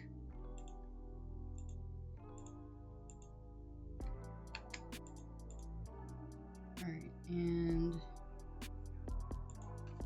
I'll note here that the inverse happens like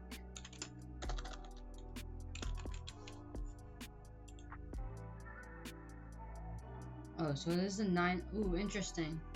Okay, so this is something to note, JJH. It does seem to be the 950 fair value gap pretty often. So that is actually because the last example was a 950 fair value gap as well. So we'll have to watch out for this. But I'm gonna make note here that it occurred 3 minutes before that inversion. That is really interesting.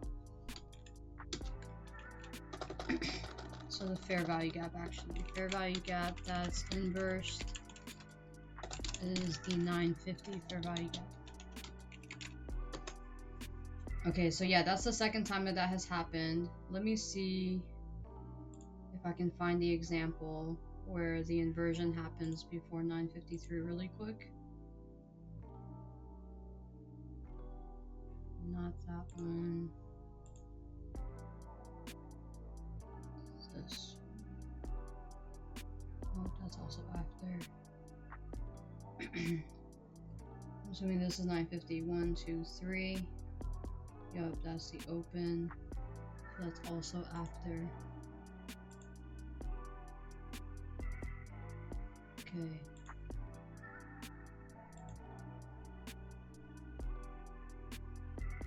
Nope. Okay, I can't find it now.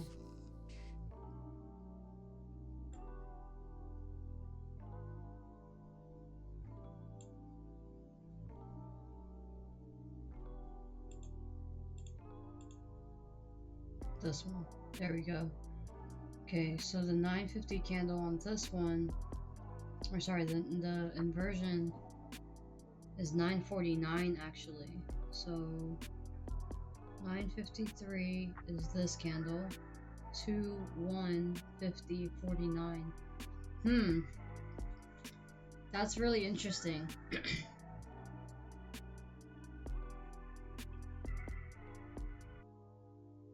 Yeah. Agreed.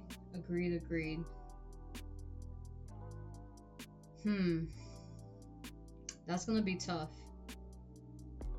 I think the rule could be for this that we at least want the fair value gap to be during Q3. But we want the inversion to confirm after 953. Just from the 2 examples that we have so far, right? But, and then, do you guys remember what day it was where we were debating? I'm assuming it was Monday or I mean, obviously, no, I think it was Tuesday actually. So one of these reps, I don't think we recorded it. We didn't want to count it as a rep because it was too messy. I think it was 950 Tuesday. Let me just go back to it really quick. Again, I just really don't want to form fit. Okay, so Tuesday at 950, 953. This inversion happens at 950. Huh. It does also occur during Q3. We do have that sweep. Okay, I'm gonna have to walk this back. I do think we should track this. This is the messiest of them all. But again, the rule that we have so far with invalidating our trades is that the inversion has to be created against us. But we're not counting this, like when it invalidates our entry, we're not counting that as a position to stop out our trade. So yeah, I'm gonna have to veto our vote an hour ago. And I'm gonna go back and track this now. That's interesting. Okay, so I need to be writing this down in a notebook in person too so that I can remember all of this. Let's just go back to our current trade that we're in. Okay. Let me finish tracking this and I'm gonna walk that back. Did I track this? I did not track this. This is a long... I did track this. Is this trade? I did. Okay, yep. Alright, we're gonna walk that back. We're gonna go back to that guy. and we're gonna add that rep in. So right now we are at Wednesday at 10:01. No, we want the inverse to happen after 9:53. Hold on, guys.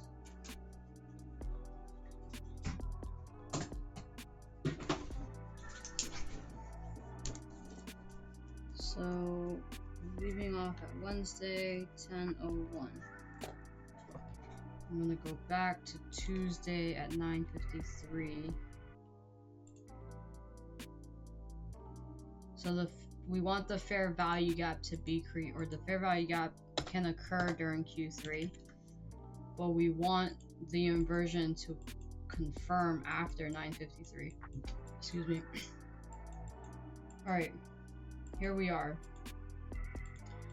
So this is what we're saying. The fair value gap is occurring at 9:50, which seems to be a recurring phenomenon. 9:50. Our stop loss would be the swing low, in which we did also take out a low. Oops, that's not what I wanted to do. Our stop loss would be there. We would be targeting the daily open at a minimum. Play this to here. And then we wouldn't hit 1R until there. So this candle here. Okay, it is messy. It is definitely messy. I think we had a rep after this that was also messy, but we still don't get that inversion against us. Yeah, weekly open is plenty. Let me just see what happens. Okay, this actually tells us to keep holding. This, we did track this trade and we do lose out on this, but this inversion would tell us to keep holding. We have that rep track, so I'm just gonna leave that as is. So in this case, we do take full TP. Yeah, I'm gonna have to record this. I think this is valid now that we've seen more data say the same thing. Q1. We have 9:53. All right. Okay. Let's see here. This entry would occur here at 9:55. We would exit the trade completely at 10:06. So because it's happening Tuesday at 9:55, it is the first rep. It would have been the first rep.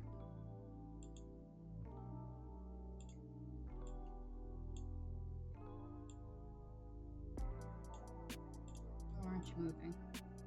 I don't have the sort on. Okay.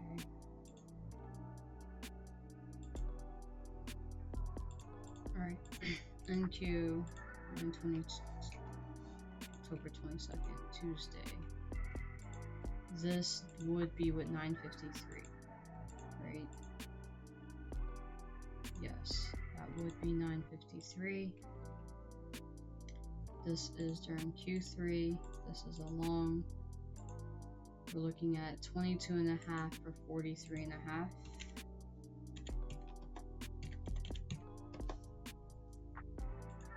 The time 9:55 to 10:06.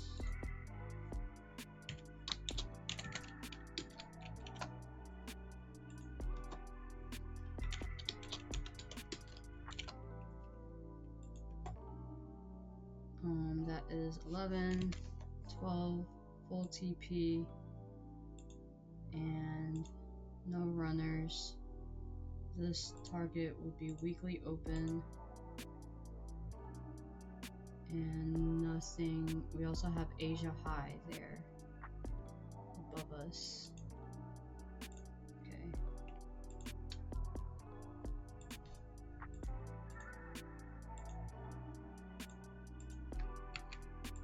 Okay, so a couple of things to note here.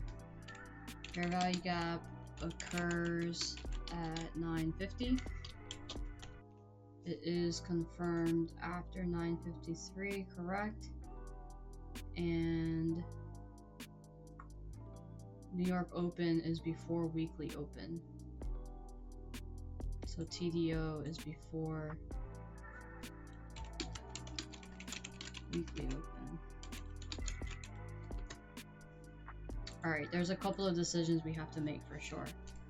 We have to make a decision about TDO being before target, which obviously doesn't, in this one scenario, doesn't seem to matter.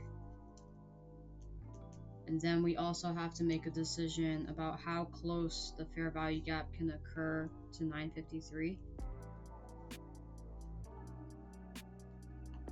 I think just from Q3 theory, from everything we've tested, plus what we've learned from JD so far, I think it's valid that the fair value gap can be created during Q3, but we do want the inversion to be confirmed after 9:53. So fair value gap can occur again during Q3, which starts at 9:45, but we want it to be confirmed as an inverse after 9:53. We should actually also make note of the fair value gaps that occur during the 9:50 macro as well, just like to add more layers of confluence.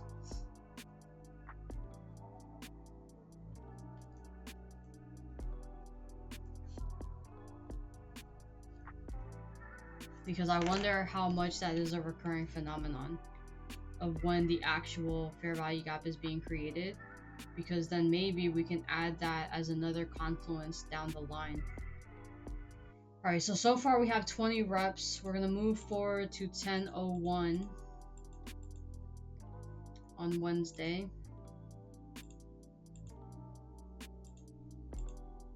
Oh, forgot, can't do that.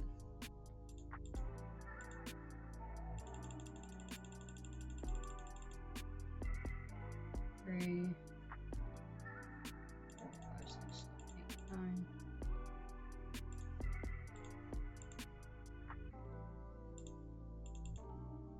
Alright, we're here now.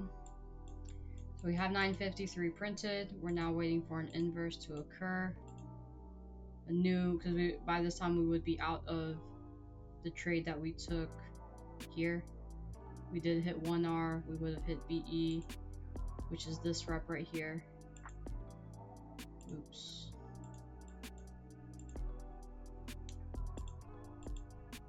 Move tag previous day low. Ooh, beautiful inversion occurs right here. As we all know from hindsight, this is low of the week, I think, because Wednesday is the low this week. So we have a beautiful accumulation occurring. Hopefully this is the manipulation down. So if we were to go long from this position, our entry would be at the high of the inverse, our stop loss at that low. We would be targeting 9:53 at a minimum. Let me also hide this. Yep, 9:53. I don't think anything else is occurring in between that. We have 6:58 there. Oh, that's yesterday. Okay, great. Great. Let's see if we get an entry. Our RR is looking like this.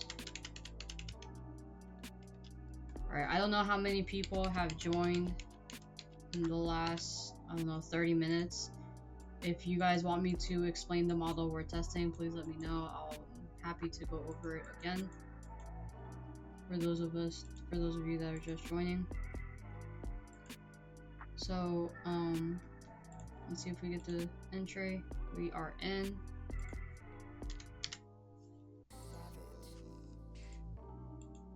Oops. What did I do? Oh no, I just reset the chart. Great. Need to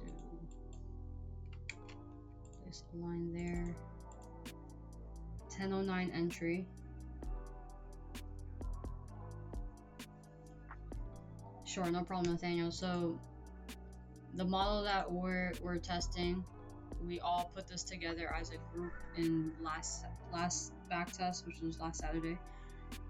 We all just kind of spitball this. This is based on the model that JD trades live, but we just added, criteria to it to make it mechanical. So we're looking for an inverse fair value gap to occur late Q2 to early Q4. We've quantified that as the last 11 minutes of Q2 to the first 11 minutes of Q4. We have now recorded reps that take up the entire Q4, so I think right now it's safe to say I can probably delete this point. But we're looking to take trades late Q2 to Q4 through Q4 after 9:53 and the 10:34 root candles have printed. We are using these root candles to add confluence to the entry or as a target. Our stop loss is placed at the swing high or swing low around that inversion. We're moving our stop to BE at 1R. We're taking partials, or we're assuming we're taking partials for those of us that trade with multiple contracts. And then we are going to TP at the root candle or any other time-based level, being TMSO, New York Open, True Day Open, which is midnight open, weekly open, etc., or the 90-minute cycle high and low, aiming for at least 1R. The rules we've established within the first 10 reps for last week's testing was that we don't want to take a trade if TMSO is closer than the target, and we want to close the trade if an opposing inverse forms against us. So we were able to track all of these reps in last week's testing. We are testing multiple entries within the 90-minute cycle, so long as they're valid, and we have to be out of our first entry our first trade or the previous trade before we can enter a new trade. Entered, and it triple tapped this BPR, taking me out. BE, then ran like 8 points. Yeah, I know from recall, just from looking back at the charts. I actually didn't trade on Wednesday. I didn't do a lot of trading this week actually, but I know from recall that this does go. I think we go up, you come down, and you make an institutional swing point, and then it goes up some more. I'm pretty sure this is the low though of the week overall. We'll see.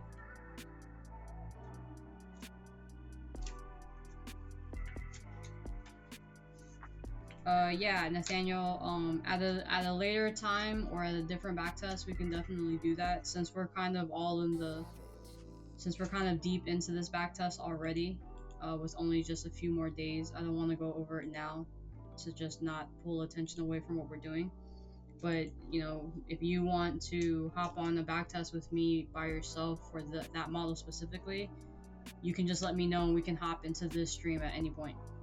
Into this free stream channel at any point. That goes for any of you. If you guys have a model that you want to backtest or you want my opinion on, just let me know. We can hop in this free stream together, and we can go over your model and how the backtest would look for that model. When you guys request it, Nathaniel. So I backtest every Saturday at noon, and we're going to be backtesting this model as a group every Saturday. But if you guys want to go over your own personal models, I can do that anytime, as long as I'm not streaming, obviously. Alright, so we're in here. We trade up. Alright, we hit 1R. Ooh. We're gonna have to go to the scoreboard.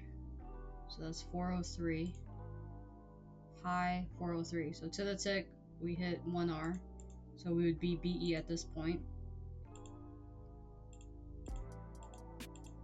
Alright, there's our BE trade. So that's 1 rep in this price action so far.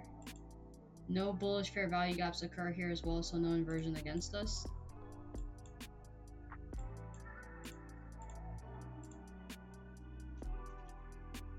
Yeah, no problem, Nathaniel. Also, just feel free to contact me within the chat here, the premium chat. I can see you already sent me a DM, but most of everyone asks the same questions, and I think it's valuable for everyone to just kind of learn together. So just know that you don't necessarily have to send me a DM unless it's private to you. You can just ask me within the premium chat, and then we can go about scheduling a backtest or whatever, that way. As a server, we believe in no gatekeeping. So if I'm backtesting your model with you, we're going to do that in public in this free stream.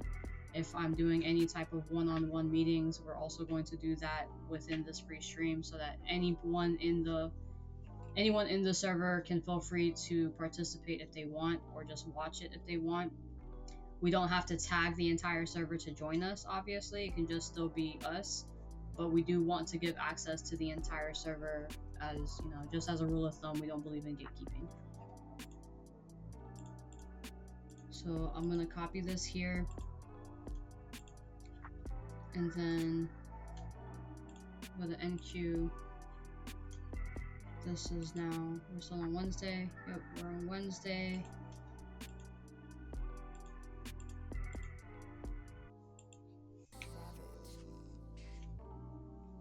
Yeah, I agree. I don't think there's any benefit from withholding information from anyone. Like, I think I more or less, for lack of better terms, I think of that as good deeds, right?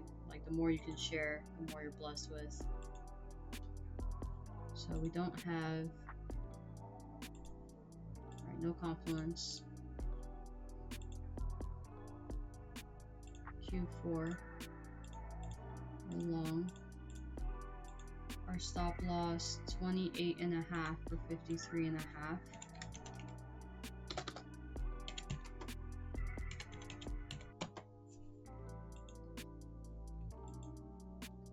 10:09 to 10:19.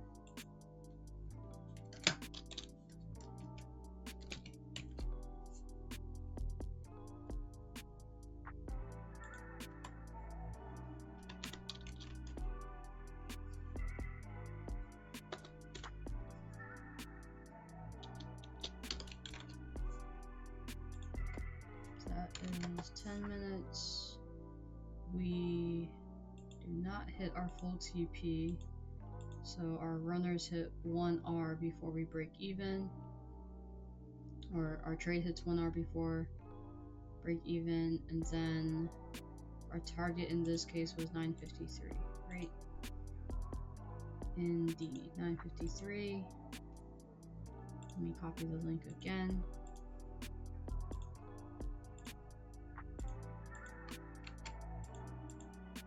Alright, any notes about this one?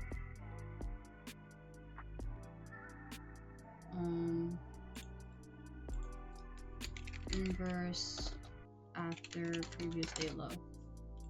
So for those of you who don't trade Q3 reversals, or you have no exposure to them yet, I will pretty much always take an inversion, a Q3 inversion that hits a previous day low high, or previous week high or low, previous month high or low. If there is any type of daily, weekly, monthly level coupled with an inversion during Q3, I'm going to take it every single time. Just because you see, like in this example here, it at least delivers, I don't know, 20 points, I'm assuming 30 points maybe, before we get stopped out. 30 points. So it pretty much always delivers some type of move, and as long as you're quick enough to TP or to break even, you can keep reattempting this trade until it runs, because it's either going to come back and stop out like the premature, like the early entries, right? The very first entries, if you move to BE, it's gonna stop you out BE. But let's say we don't know if this stop is gonna hold. Let's just see really quick. Okay, see, so if you opted to not BE in this scenario, then this stop loss would have held, and this is probably going to continue to run, I think. Let's see if we get another entry. But yeah, like that's pretty much like an A+ setup for me personally. Anytime I'm taking this model, or I'm watching to see if this model is going to occur, literally if there's any daily, weekly, monthly level, this pretty much always hits. I haven't tracked this, but I know that this is high probability for sure. Like, I will gladly take a full risk trade on that every time. Alright, so we've already stopped out of our trade. We're tapping our original entry multiple times. We have no new inversions yet. Oh yes, we do. We have this one here. We have until 10:30 to get a new entry. At 10:30, then we then have to wait for the following Q2. Alright, doesn't come back for us. We're in the next cycle now, so now we'll go into Q2.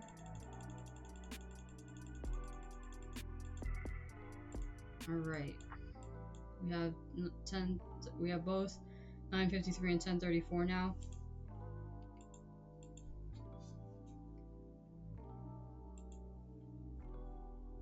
Alright, so this is questionable. Alright, so I have an example of this for sure right here in this one. The inversion was created during Q1, or the fair value gap was created during Q1 here. And this is the same example where this is prior to, or sorry, this is post 10:34. And then we have an inversion that's confirmed during Q2. Right? That's the very first fair value gap. Yep. Okay, we have this one here actually. I didn't notice that. That would have hit TP though. That's definitely more than one R. Anyway, we have this fair value gap here. And I did track the rep obviously. Because it, 1110 was offering compliments. It's above this inversion, so we obviously tracked that rep. Now here, for this example, the reason I won't track this rep, or let me go back and actually confirm what I'm saying first. Yes, okay. The reason I won't track this rep is because then it becomes too discretionary at this point if we are using.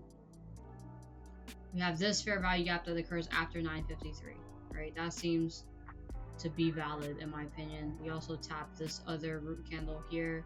We reject it, trade down. We take out all these highs, or these highs here. Beneath the root candle, we trade back down. So this to me would be a valid entry, just logically, right? If we were to get up there at least. But now at this point, when we trade lower here, it becomes too discretionary because then it's saying, okay, as price prints, we want to follow it and take any inversion that's occurring. And then it's like, how far can you refer back for these inversions, right? So I think this is too discretionary to take, even though obviously like that's a nice entry right there. I think that would be too cherry picked, so I'm going to opt to not track that rep, or I'm not going to count this here. I'm going to see if we get another inversion that's occurring after all of this basically. So far we have that fair value gap that occurred after 9:53 and was inversed after 10:34.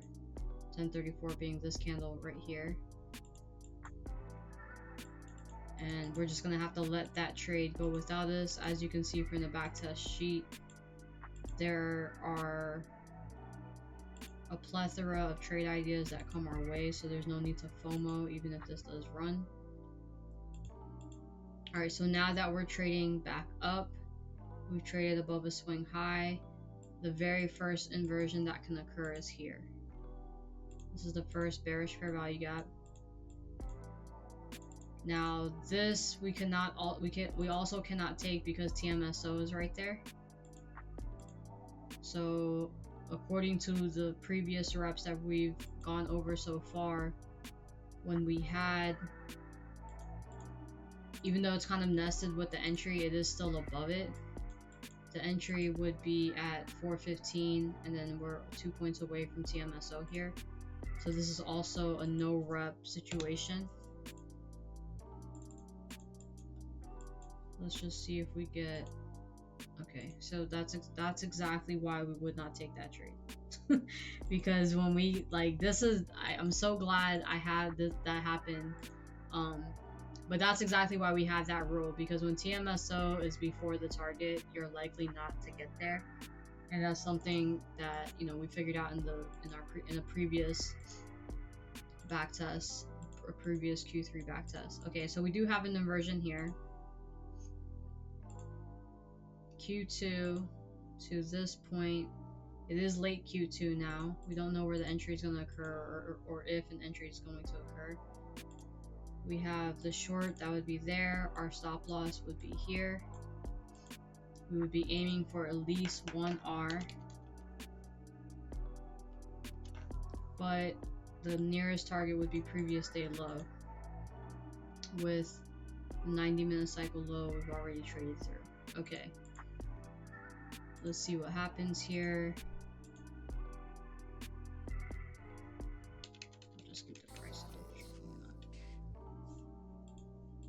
Let's see if we get an entry. No entry. 1110 prints. We've tagged 1R. Darn, that's gross. That is gross. Okay, so that wasn't low of the week then. Here, I'm assuming we get a new low. Here we are, previous day low again. Let's see if we get a new inversion. We're now in Q3, so this is we've souped a low. We're taking out the low that took out previous day low. We have another gigantic fair value gap right here. Let's see if we get, okay, we have a new inversion actually right here. Isn't the strongest, but we don't have a rule against this so far.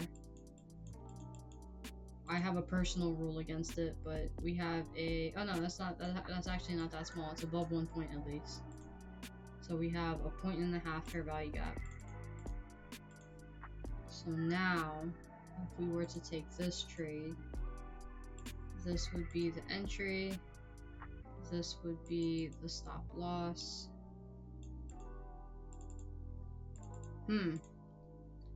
So here,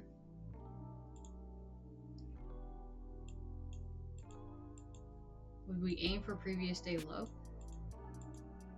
That is the first target technically.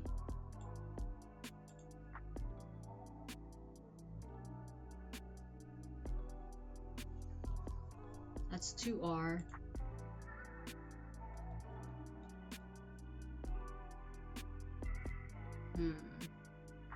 I think the root candle would be the better target.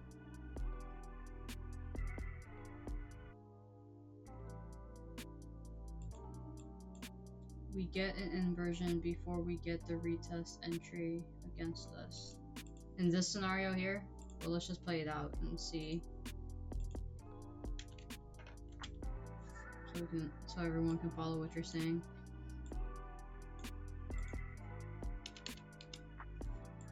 Alright, I'll just leave it at previous day low for now, since we now know that we don't get it. Okay, trade up. Okay, yeah. So in this case, we would have a new inversion. So that's what JJH was talking about. Before we get the entry, we have a new inversion. It does technically happen at the same time though, so that would be a little tricky. But you would opt to not take this as an entry because we inversed this at the same time. So let's just say you had a limit order sitting here before this candle closed. When it does close, it would actually close below your entry. You'd be like a couple of points drawdown here, but you know, basically BE. You would be BE and you would opt to close that because of the inversion against you at this point. So now, let's see.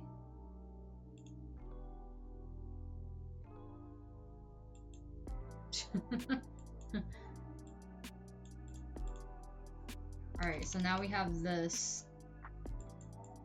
Our next time-based level, though, is like nowhere to be seen, right? Yeah, the next time-based level is monthly open, which is also the quarter open, which is down here at 233. That's 100 points away. Monthly open is there. Now again, we would be BE after 1R anyway, or we would at least be aiming for 1R. If you're a scalper in real life, like, you could obviously just close that, but you'd be BE after 1R. This would come out to a 6R trade. Wow, not bad. Okay, let's see how this plays out. Don't spoil it, JJH. Don't tell us what happens. Alright, so here's our inverse. Do we get an entry? Oh my gosh, we don't get an entry. So we would have hit 1R had we gotten that entry. Okay, so no entry there. And we do get an inversion. Great. So now our inversion is here. It is less than a point wide. Do we get a retest? Oof.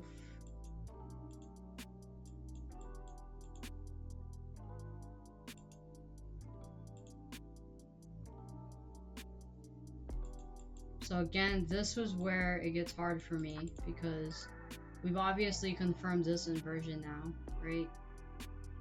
But it becomes too discretionary as, again, like, do we follow it up as price prints and just take the very first inversion that's occurring, or do we hold to the first inversion?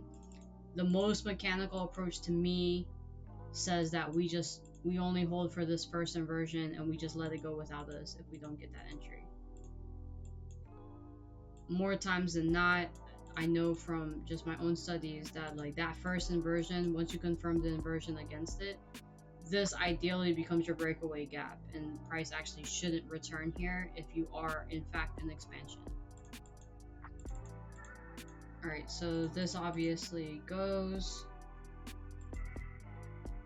Don't get this inversion here, so it's going to continue. Oh, this is... Oof, this is rough. Alright, we have yet again another inversion right there. So no entry on this one. We didn't take this one. We didn't take the second inversion. We now have another inversion yet again. Yeah, I'm almost glad I didn't trade this.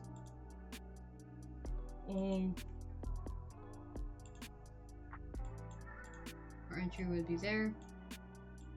Stop loss here.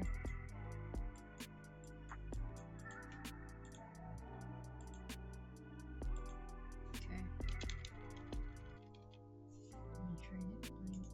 Bring this back to 2R. Okay.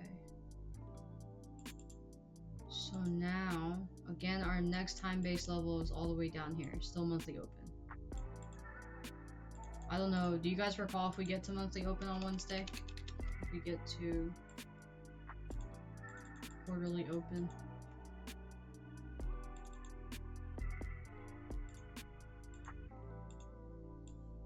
Six.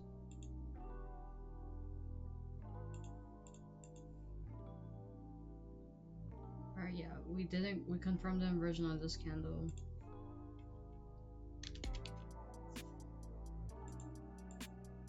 Alright, we do get an entry here. Doesn't look like it's gonna hold, but we do get it.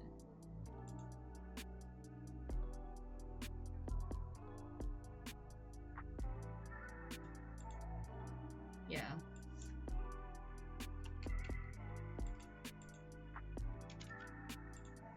This is the day Tyrant skipped school. Skip class to be there for you. For you guys.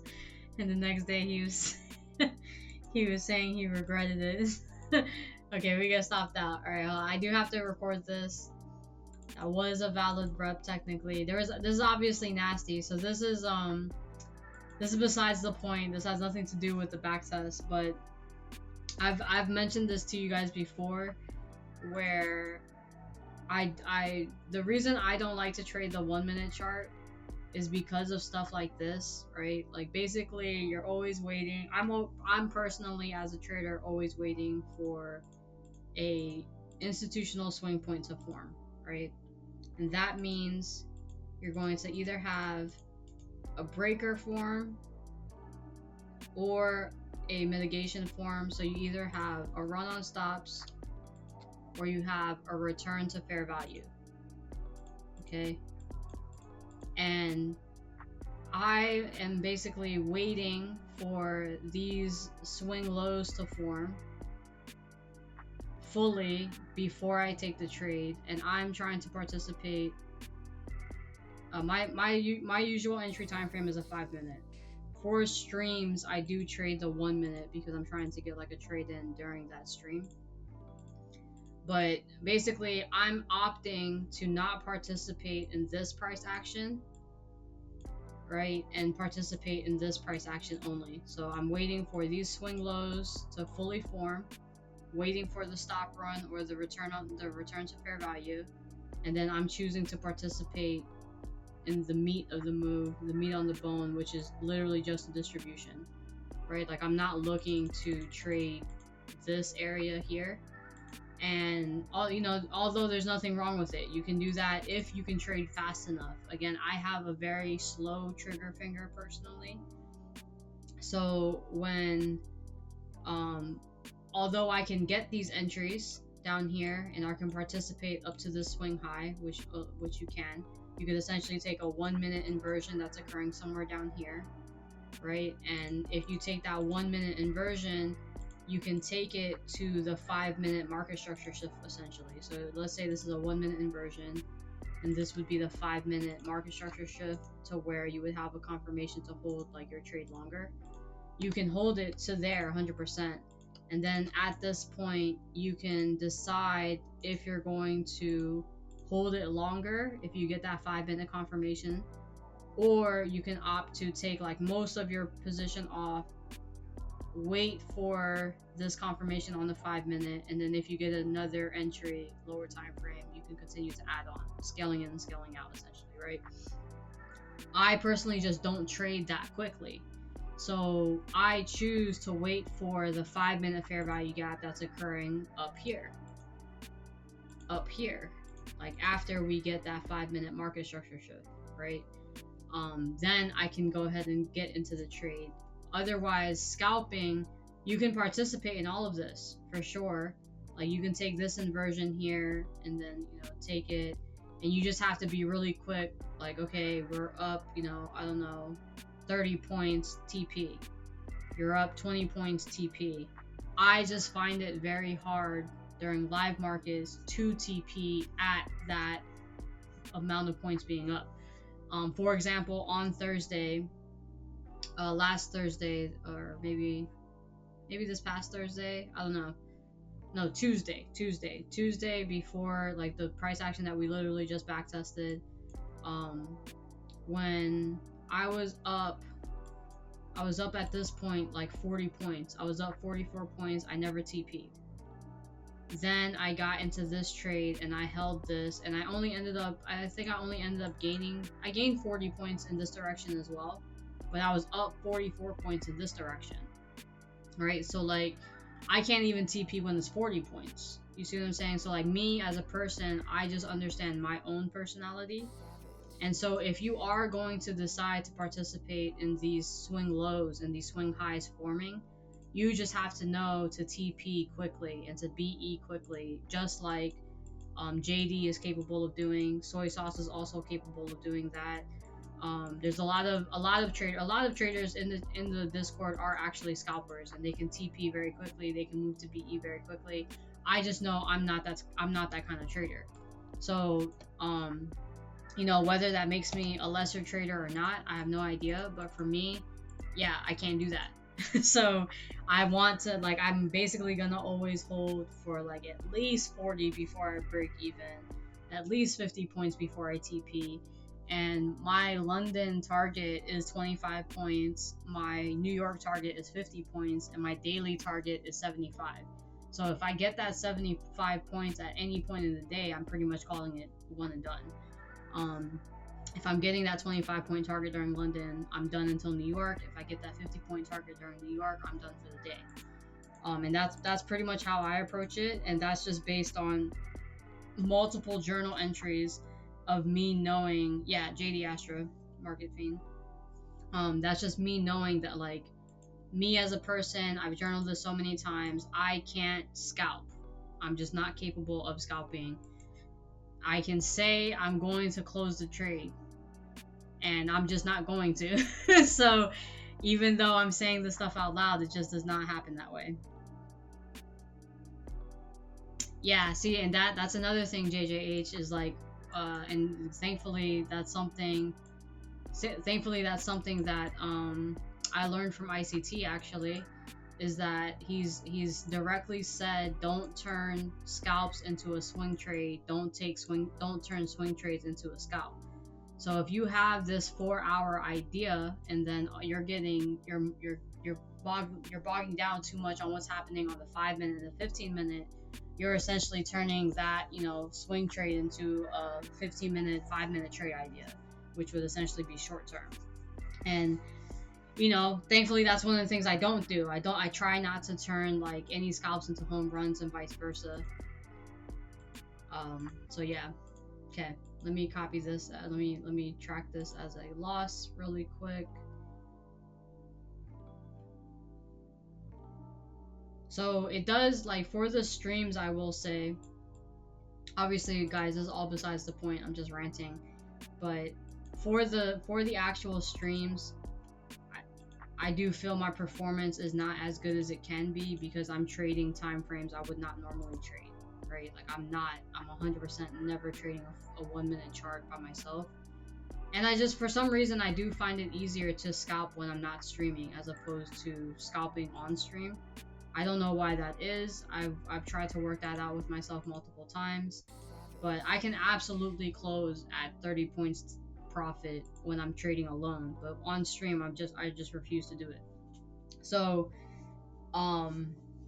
yeah, like on stream it sucks because I want to take a trade in front of you guys. I want to take a trade with you guys so that you guys can make money, but it doesn't always work out that way. The more aggressive I tend to be on stream, the suckier my entries end up being. And with that being said, like, it's just because I'm trading a tactic that's not in line with my personality.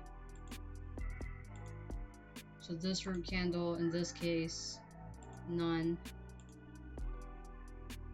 And this is during Q4 again. I do want to track how deep into Q4 this is occurring. So that's the end of the cycle. We get our entry here at 11:57. Okay.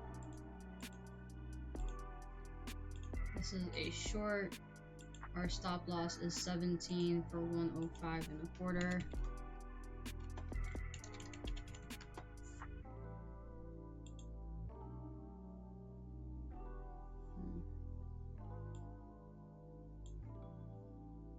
Oh, that is actually an inverse against us as well. Oh, so we would actually stop out for less. I'm just going to track it as the full stop. But we would stop out. Oh, that would be the entry and the stop. So I'll just do 11:57 to 11:58.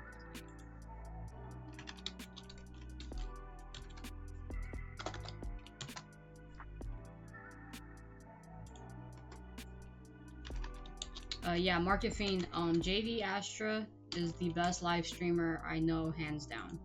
He's the best live streamer that I've ever seen live. Like, I've seen a lot of people trade live. And he is by far the best trader I've ever seen in my life trade live. Not from, like, for one, he does have the best entries I've ever seen personally. Again, all live. Like, seeing all of his real execution, seeing all of his real stop outs. He executes, obviously on stream, and you can hear it. You can hear every time. He has the ding on too.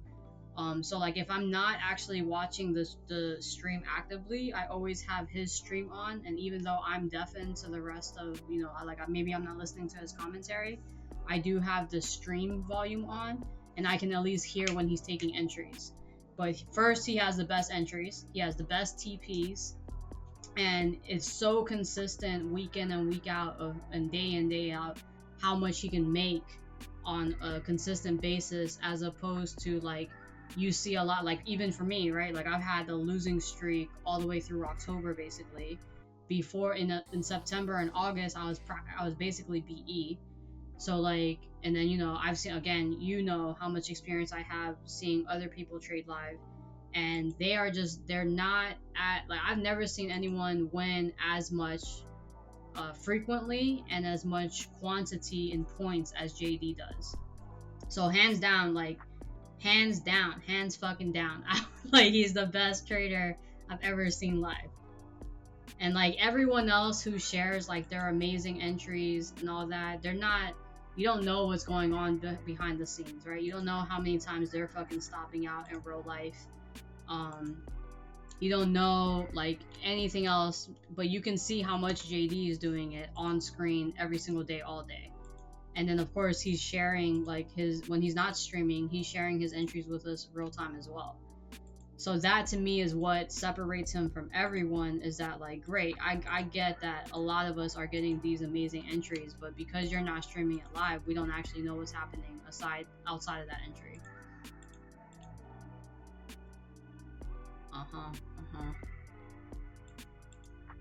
And I think, like, personally for me, I'm a person that likes to see like actual executions as opposed to like a chart with just the entry and the stop loss, like the lines as opposed to the arrows. So yeah,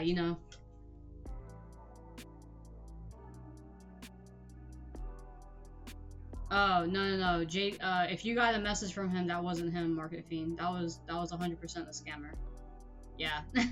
JD is barely replying to DMs, so there's no way he's sending DMs. 100%. Yeah, that was 100% not him. Yeah. If you guys don't, for those of you that don't know Market Fiend, I go back with him on Twitter last year. Like, I met him in May of last year, so we've done work together, kinda, sorta. So the notes on this, a lot. I'm just gonna put a lot of inversions.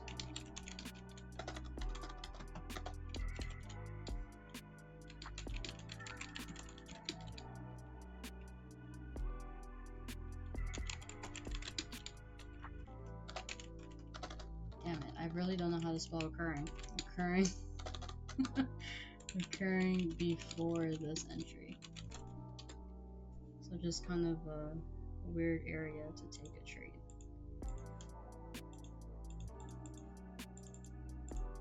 Alright, so now we're basically going to be at the end of this cycle here.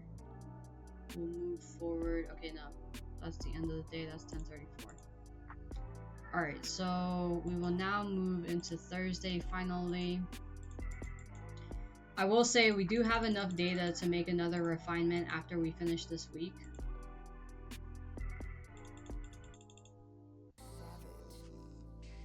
Two, 3, 4, 5, 6, 7, 8. 1, 2, 3. Alright.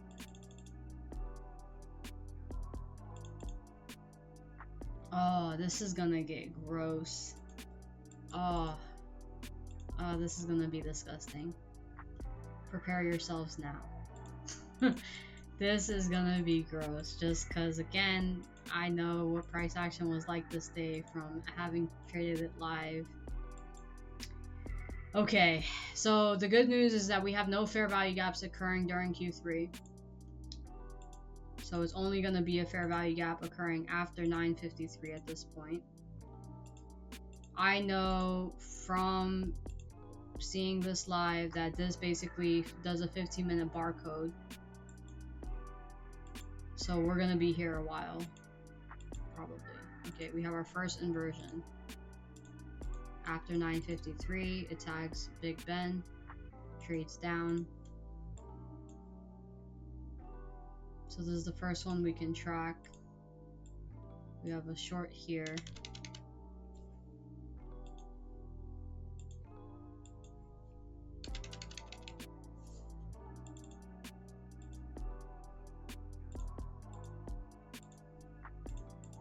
The first TP would be 9:53. Let's see if we get the entry. We do get the entry. We're in.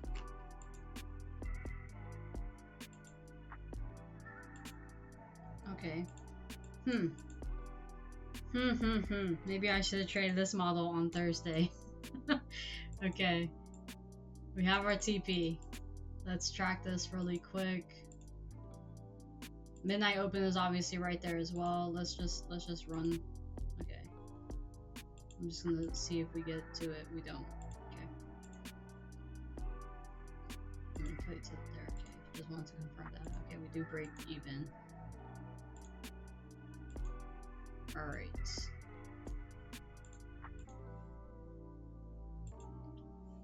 So this is NQ. Obviously, this is Thursday.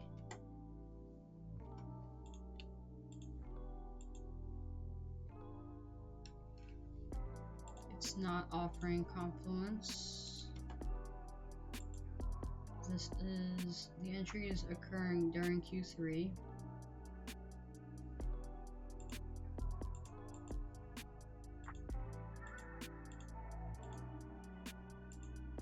It's a short. 23 for 29 and a quarter.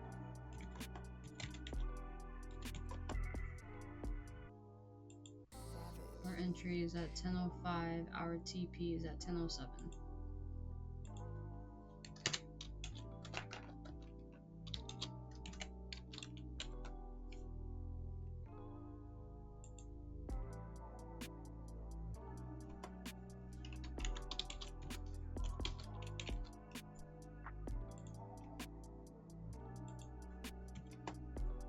We do hit full TP. No runners. Target was 953.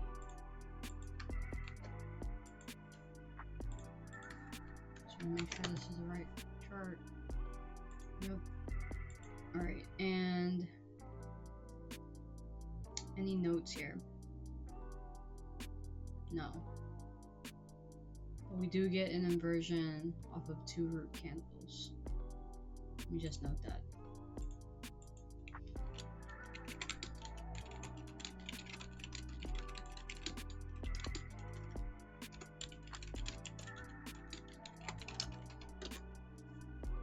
Alright.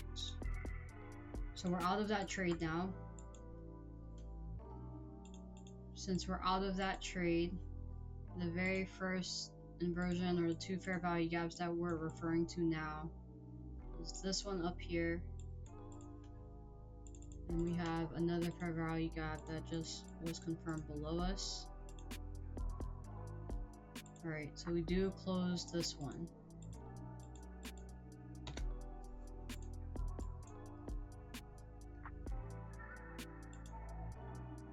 Our entry would be that high.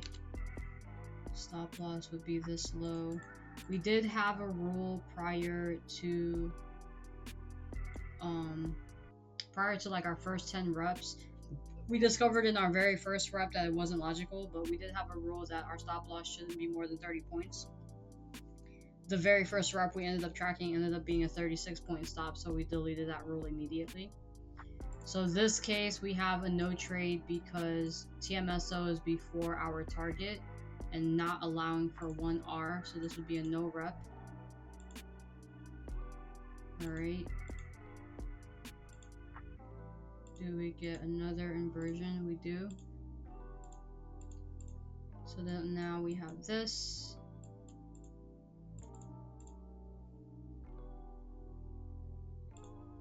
Our short would be here, stop loss there. Target would be 953, less than 1R. Okay. Then we have New York Midnight Open would be our target for more than 1R. I need to make a note of this.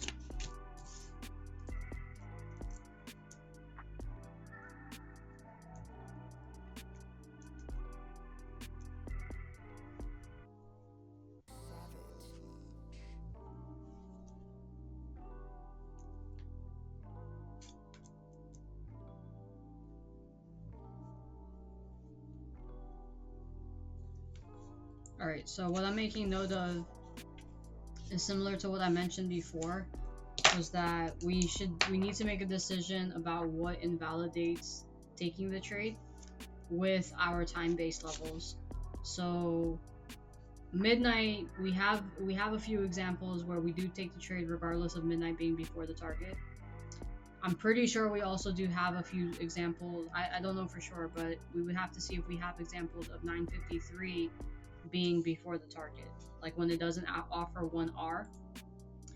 And so we need to make a decision of if, you know, these time-based levels that we're also aiming for as targets, so i.e. another target, if other targets are before our main target, do we take the trade at all, right? So 953 before midnight before 953, 1034, etc., or the lesser important levels, like what invalidates that, or like should we just target the further target for us to achieve that 1R goal, right?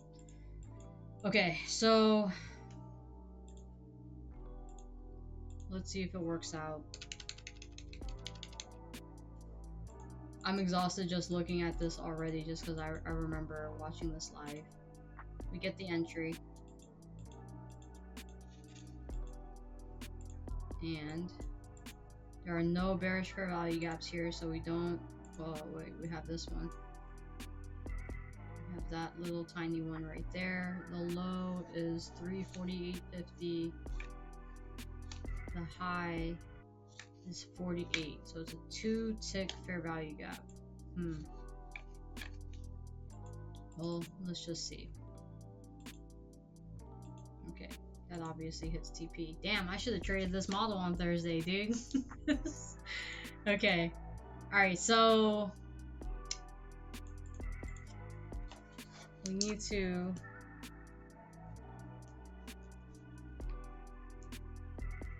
also think about that criteria for fair value gap. Like if we're considering all fair value gaps, even those that are 2 ticks, or if we are considering fair value gaps of like a point or more. Okay, so I'm gonna go to you guys again for this one for a vote. Are we tracking this rep or not? Is this too much of a form fit, or do we track this data? Because in this scenario, right, this fair value gap right here, super tiny, but it is there. We do close above this fair value gap as well as our entry, but our original stop loss does hold. We do actually tag our 1R target as well as midnight. This is, I remember this right here is the first time we run midnight and then we trade back up anyway. So I'm gonna ask you guys if you guys think this is a form fit rep, or do I track this as a loss here being stopped out? Like, oops, hold on, my PC is starting to lag. Ooh, interesting. It says I'm losing internet. Are you guys with me? Are you guys hearing me? Did I lose you guys? Okay, great, you guys are still with me. Alright. So 1 if you think this is a valid rep, 2 if you think this is invalid.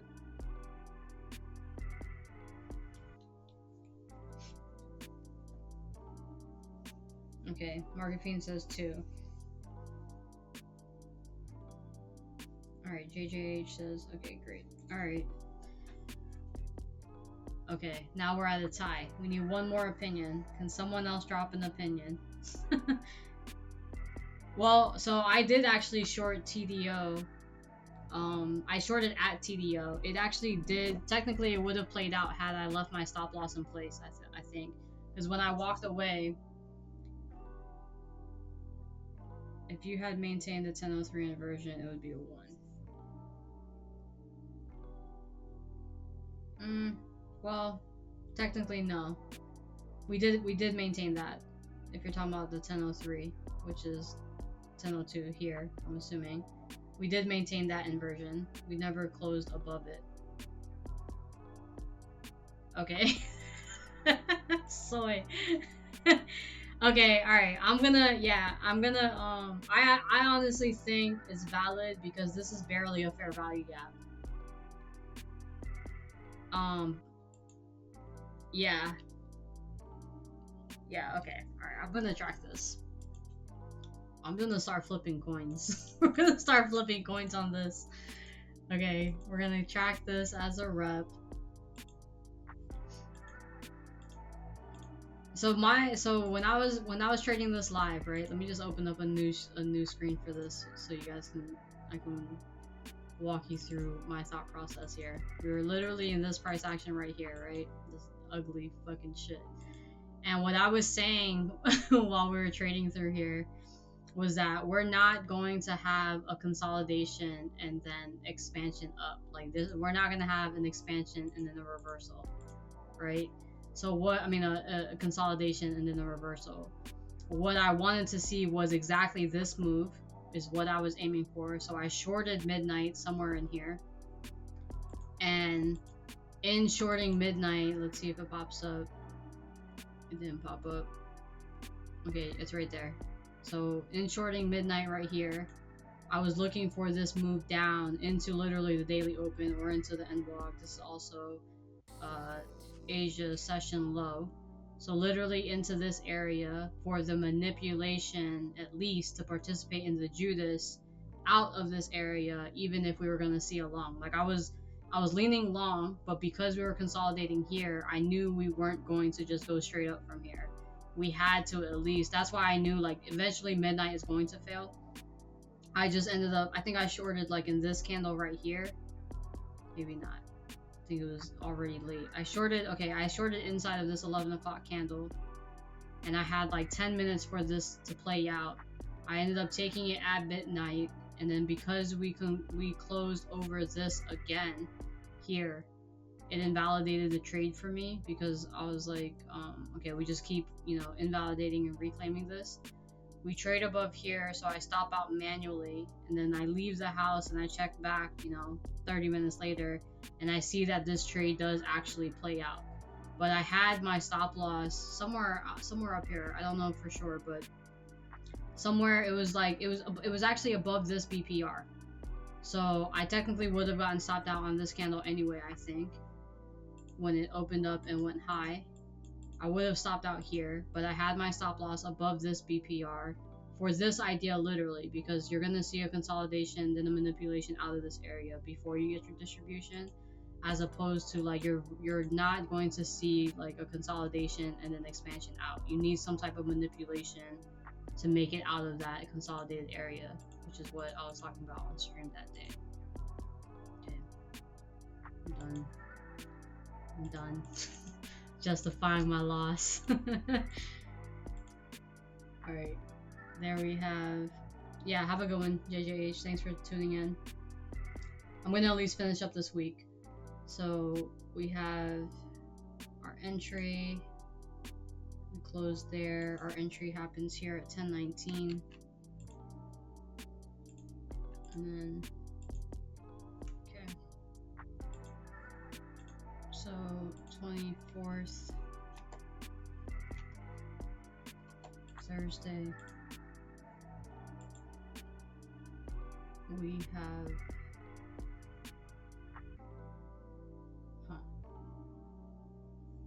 I need to zoom out.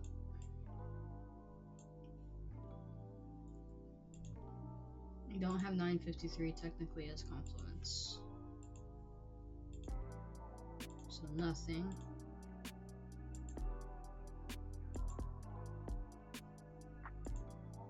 This is happening during Q4.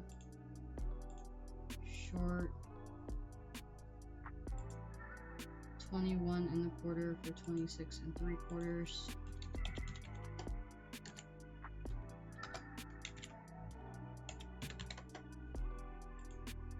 $10.19 to $10.27.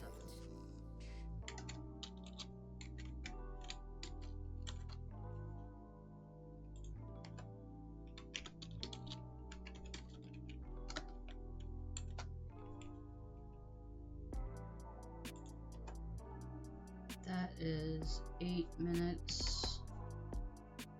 We hit our full TP. Yes, no runners.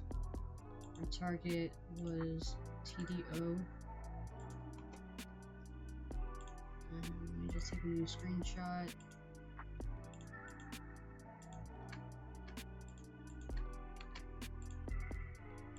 Alright, I'm gonna make note here that 9:53 was before midnight.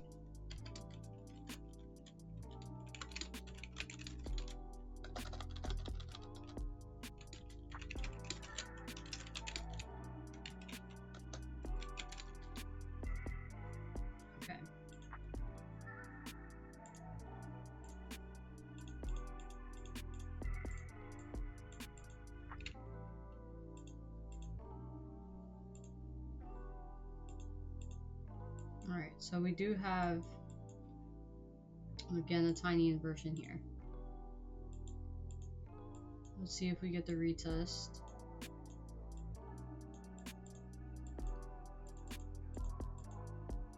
We're not gonna count this, although I guess we could because it is aligned with 953 in this case. Like that is a scenario where I would use the fair value gap that's above 953. Let me write that down.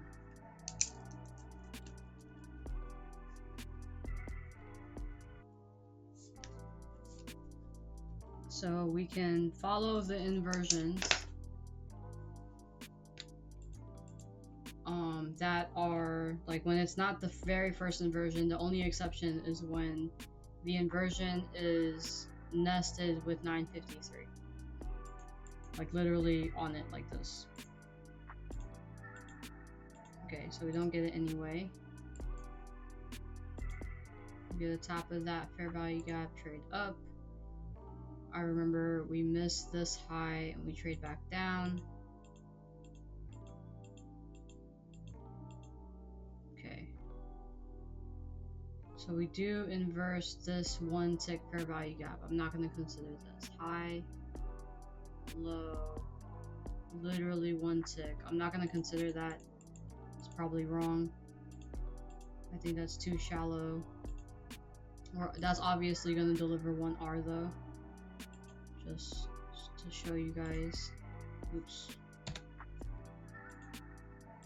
So if that's the entry, that would be the stop. It literally delivered 1R. Boom, right there. I'm just not gonna consider it because again, that's a one tick fair value gap. There's no way. No. I don't know, I wouldn't take that live personally. Alright. That target would have been 953. At this point live, we begin to get frustrated and Tyrant says we're not taking the trade until we break this high or we break this low. Have a good one, Soy. Thanks for joining in. Appreciate it. Oh, we can't take that trade anyway because it's during Q1. What am I talking about? Alright, let's play forward to Q2. Here we are in Q2. Here we are at midnight. Okay. So this is where I do take the trade actually. This is where I decide to short. And it goes all the way back up. But the idea again was just literally to take at least a Judas before the high. The first inversion that we're going to get is right there. As of now, we do get that inversion. Okay, yeah, and I was reading this out loud and I was like, okay, we got that inversion. We still have midnight, 953 TMSO all in the same area, plus 10 a.m. open. And then we get, I think on this very next candle, yep, this bullish close above TMSO. I'm like, alright, I'm closing the trade here. My stop loss was somewhere up here though. Like my original stop was all the way up here. Okay, so we have this inversion. Our long now looks like this. So this low. Target would be 1034. Let's see if we get the retest or not. Oh, we can't take the trade because TMSO is in our way. Invalid rep. And it's because of TMSO reactions like that.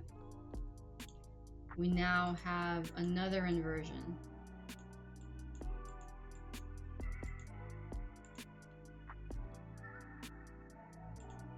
Our short would be here. Our stop loss there. We would be aiming for daily open at a minimum for that 1R target. I think this also will get stopped out. Let's see if we get the retest. Ooh, miss it to the tick. Okay, we're in.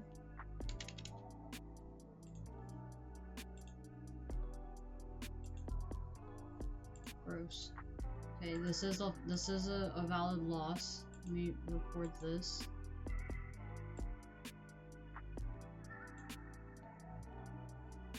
just want to make sure I have everything in the picture. We don't need 529. Okay. So our entry occurs on this candle.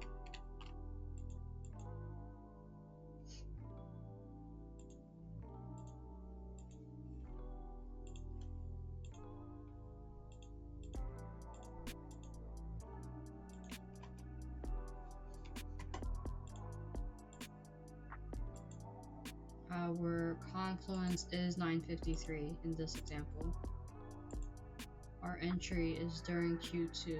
This is late Q2 because 11:04 is early Q2. This is a short. The stop loss is 12 3/4 for 30.5.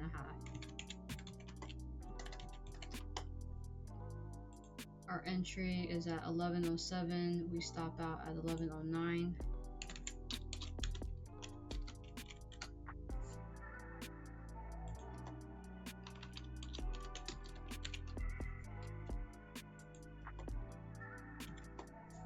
Full stop.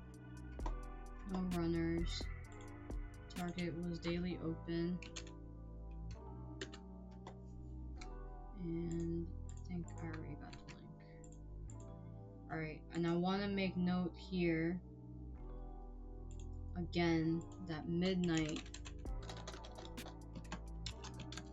was before daily open target.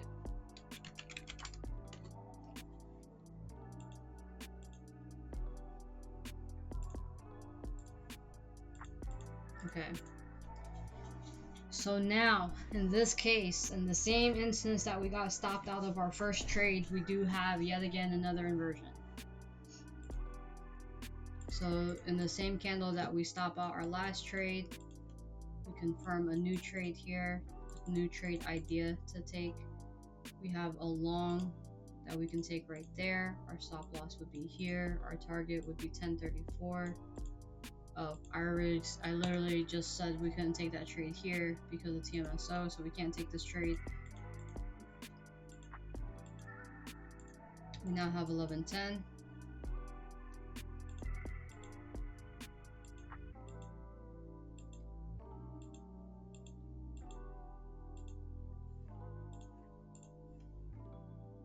Okay, yeah, I would have stopped out there. Let me check. Guys, hold on a second.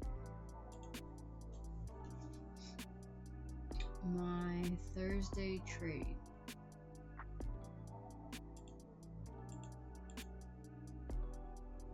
Oh, okay. It was literally the CE, so it was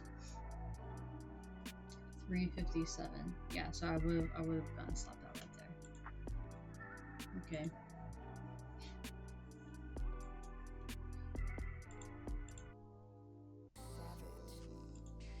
Alright. This is again a one tick fair value gap. High 57.75, low 57.75. No, it's not even a fair value gap. So no inversion. The first inversion that can occur is here. We do get it. Now, we're in the same pickle in which we can't take this trade because TMSO is right there. So this would be our short. TMSO is before our 1R target, so we can't take it. So this is just a no rep. The exception to taking TMSO or taking the trade regardless of TMSO is when we have the soup and the inversion occurring during Q3. So in order for us to qualify for that, we would have to take out this full high right here, the full 90-minute cycle high, which is this one right here, or this low, for example, before we can take a trade. I'm not actually tracking data for that exception though, but that was one of the scenarios where discretionarily live, you could essentially take that trade if you wanted based on that criteria. Okay. Consolidation. We do have a new inversion happening here after 1110 prints. So this fair value gap right there. Again, I'm gonna opt to not take this. I think that's the best bet because that becomes a little bit too discretionary. We have 1110. This here would have been the first inversion after 1110. With that being the stop, that obviously would have held, but we couldn't take it because of TMSO. Yeah, I'm just gonna opt to not take that. That obviously holds. Sun price down. Okay, this is the first fair value gap that we have to inverse. We did in fact inverse it. The long would be here. Our target can be there or for 1R at least.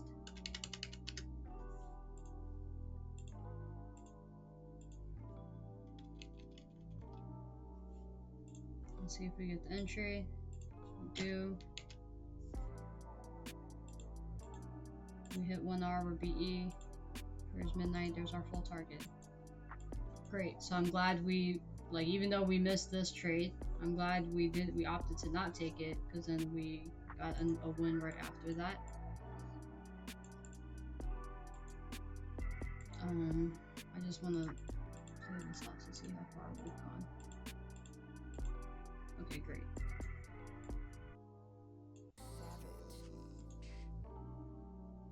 So, no, not yet. Our entry happens here, 11:53.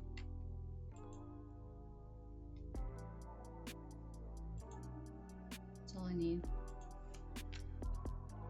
9:53 is there. 10:34. Okay, I got everything.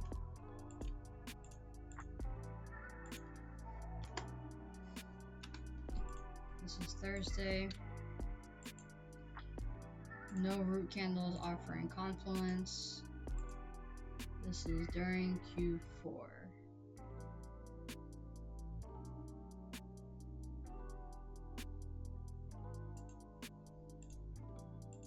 This is a long. We have a 20-point stop for a 36 TP.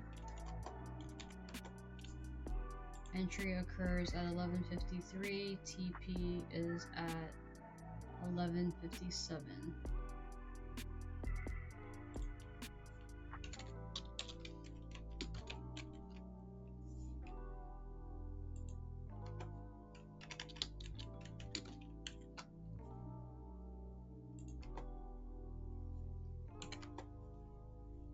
Do hit a full TP.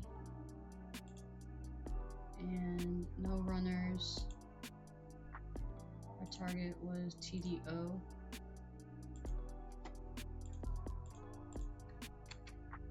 And what I want to make note of here is that the most optimal TP before our BE happened before Q1 started.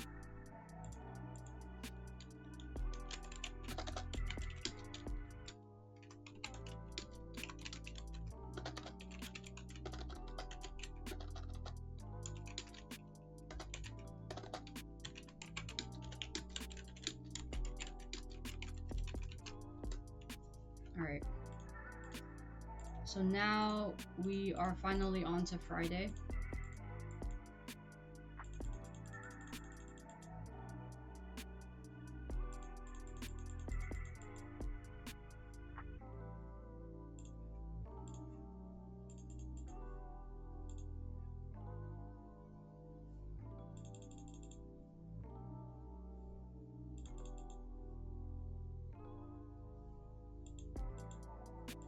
Alright, so the first inversion that we can get is here.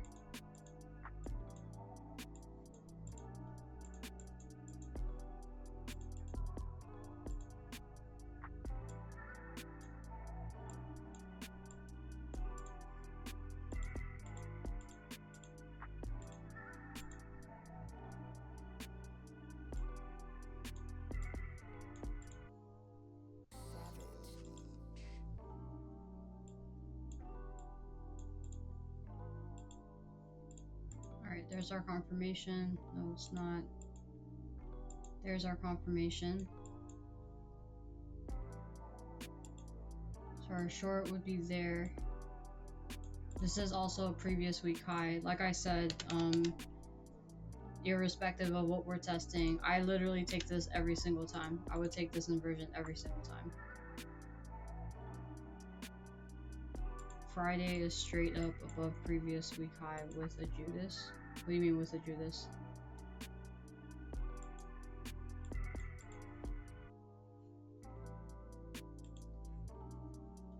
$9.30 Judas. This right here?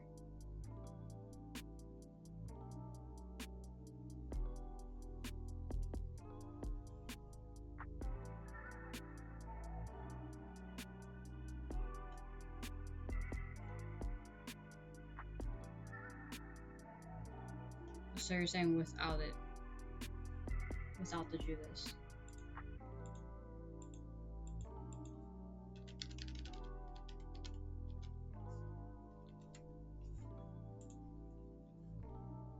So in my opinion,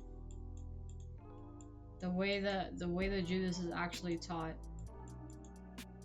is that we would fake out the direction first and go up.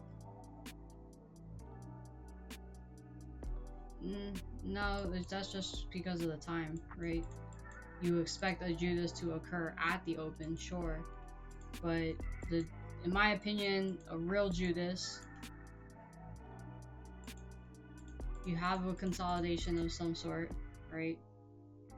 Then you break out of this range and you go in the real direction first, and then you manipulate down, and then you have the real direction. So this right here is the Judas, and it consists of going in the real direction first to then create the Judas, right? So this is sucking in early longs, stops them all out, sucks in shorts essentially, thinks that they're gonna win, gives them one opportunity to mitigate their orders, and then it goes in the real direction.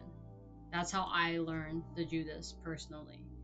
It's not just opening and manipulating, for example, into like this, like into that, right? Like, to me, or anything, like it can't even just do like this really, or I guess it could, but this is a manipulation, but it's not a Judas. The real Judas would be faking out in the real direction first. Cheers, Market Fiend, have a good one. Yeah, cryptic. I mean, I don't know, I could be wrong, right? Like, I'm not the ICT god by any means, but to me, for what I've studied with ICT, that is the real Judas.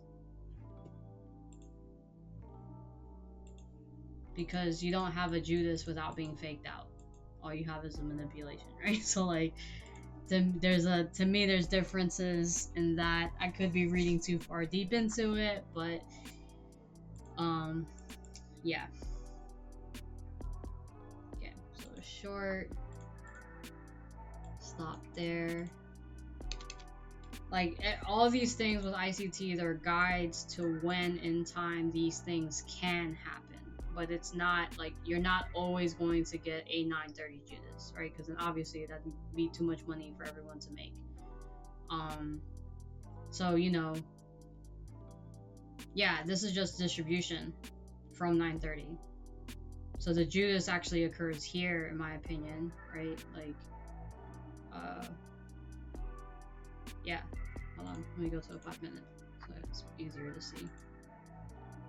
So you have your typical Asia range consolidation, pretty classic looking here. So you trade up initially, you trade back into the same exact range. You're still consolidating pre-market London, so this is your entire area of consolidation. You retap Asia equilibrium, probably, can't see it clearly. Adonde. Here, yep, so you retap Asia range consolidation, you trade higher, right? Then here, actually London is just a continuation as well. So you literally have, yeah, this is your London Judas technically. You trade into the right direction, it whips everyone out. and then it goes higher. And you have, this is just an 8:30 distribution, 9:30 distribution of the same move, right? This is from a Wednesday reversal, Thursday continuation, Friday continuation. But this area right here is all consolidation. This is if you study I've mentioned this video so many times, but the video, in my opinion, to watch is Implementing the Asia Range by ICT. That by far is hands down the most important ICT video to me out there. And it basically has these ideas of, like, you have an Asia range, and you are basically, you're gonna have 3 situations happen where you break out of the range, you return to EQ, and you trade up. The other opposing situation is you're going to trade that range, you're going to break out of the low, you're going to trade into EQ, you're going to trade down. Or you have the Judas, in which you take the high,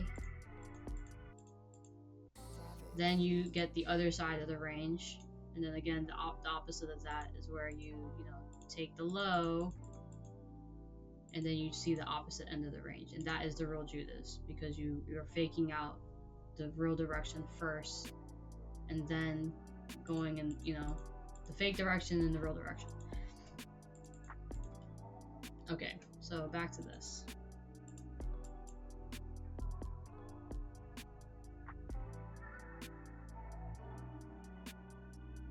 That's CBDR to the 8.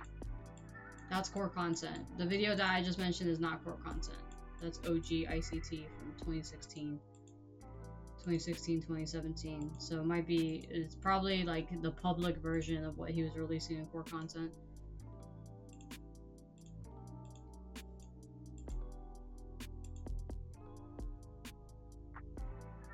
Yeah, CBDR stands for Central Bank Dealer Range.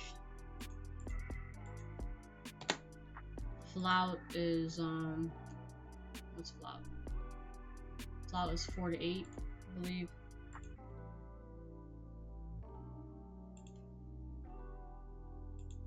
Yeah, it's called Implementing the Asia Range. I've shown you guys the screenshots before.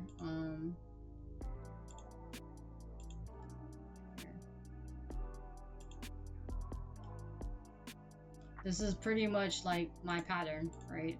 For lack of better terms, but these are the 2 patterns that I'm trading every single day, whether it's a session pattern range or a daily pattern range. This is basically it. So this is the Judas here, where you're already at the high. You probably already took this out. Then you come down and you distribute off of that, right? But these are literally the 2 patterns I trade every single day. So this is Asia, London, and then distribution during New York. Or what ends up happening is this is all of Asia, this is all of London, and then we get that distribution during New York. Or this is Asia, this section is just London, and then this is New York, where we have the New York reversal during 10 or 10:30. So literally I'm just watching at like what happens at midnight, what happens at 8:30, what happens at 9:30, what happens at 10. And that literally just tells me the entire narrative. Hey Alexander, how's it going? How you been? Alright, so getting back to this. We only have a few more reps, let's try to make it through. Then we can do our refinement of the model, if possible. So let's see if we get the entry. We get the entry there. Looks like it's going to be invalidated just from how strong the close is. 1107. Okay. It's holding so far.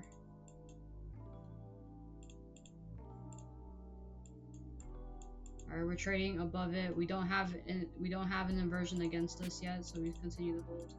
Alright, we would have been BE right there. Our TP is technically 953, sorry.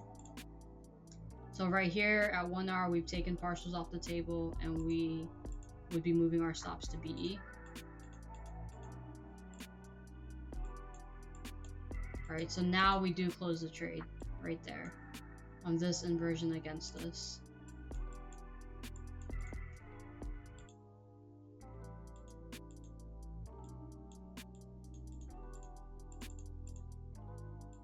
Alright, so let me move this up. 9:53, we need Q1 in the picture.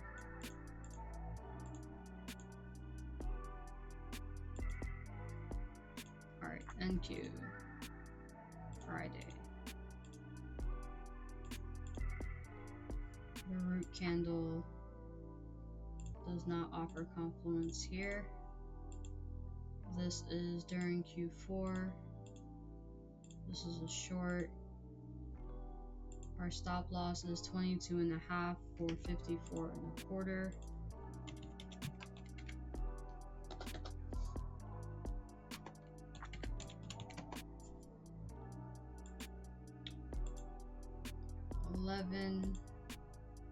Sorry, 10:07 to 10:19. 10:07 to 10:19.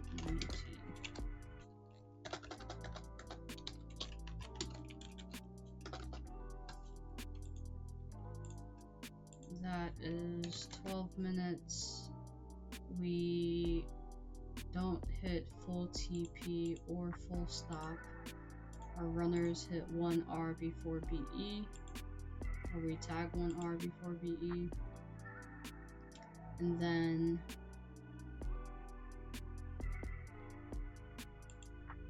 our target was 9:53.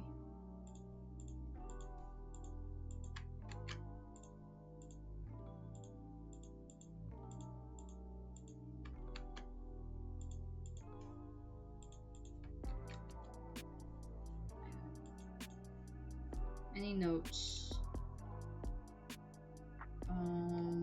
Rejecting 10 a.m. open.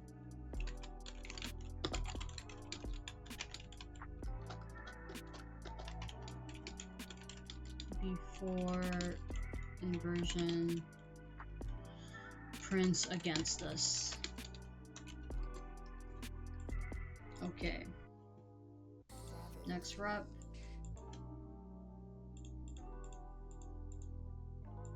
So we have until here to take a trade. We do have a new inversion here.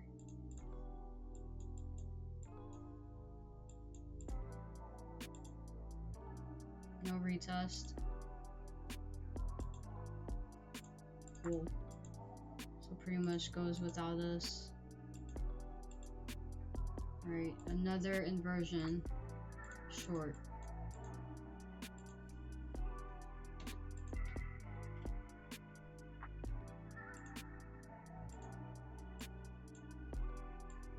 $9.53 once again is the target.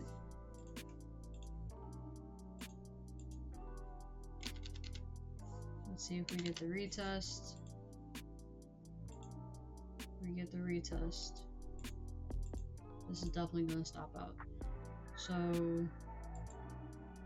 we're in. The entry would be at 10:27. Oh wait. Okay, now we're good. 10:27.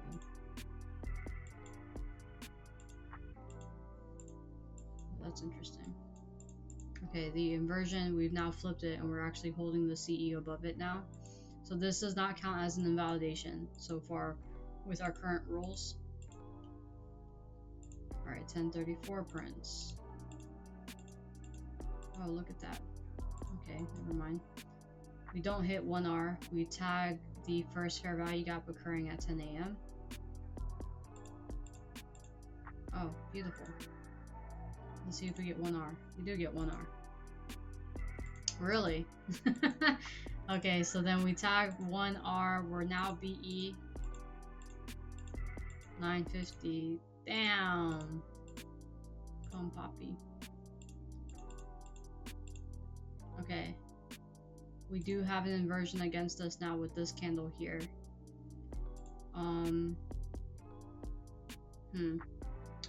It does occur during Q1, but we confirm it during Q2. I'm just gonna see how it goes, then I'll decide.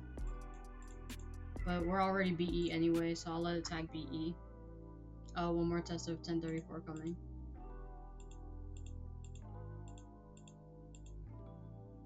Okay. Okay, well, our BE would have held, so let's just see.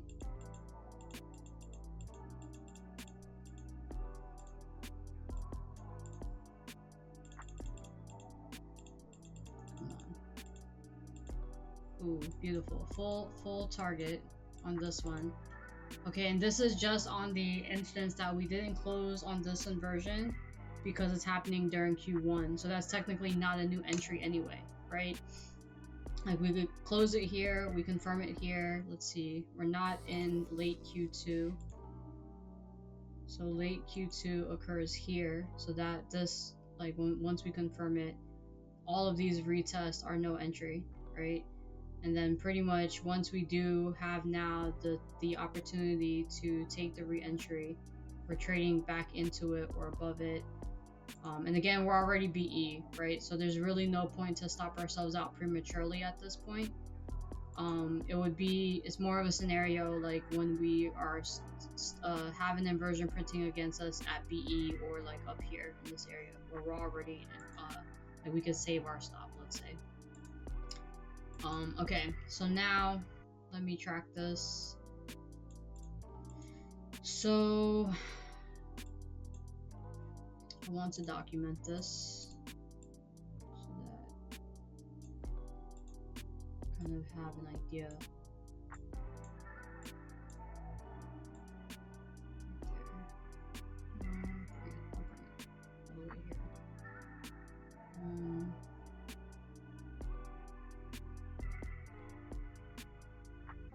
Yeah, when we close back below. Okay. Yeah.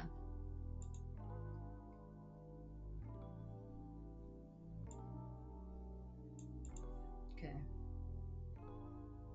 I'm gonna have to look at the trades where we have that inversion against us, and I think I have to track that maybe as a rule, as for data. We'll see. So we have 1034, 1110, 953 here. It's in the picture. Cool. Got everything we need. The entry happens here. 1027. Yep, we're good. Okay. Alright. NQ. Friday.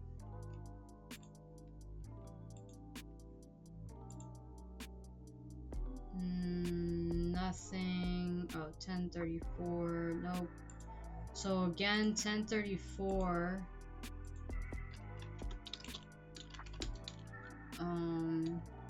Offers confluence to hold, but not for entry.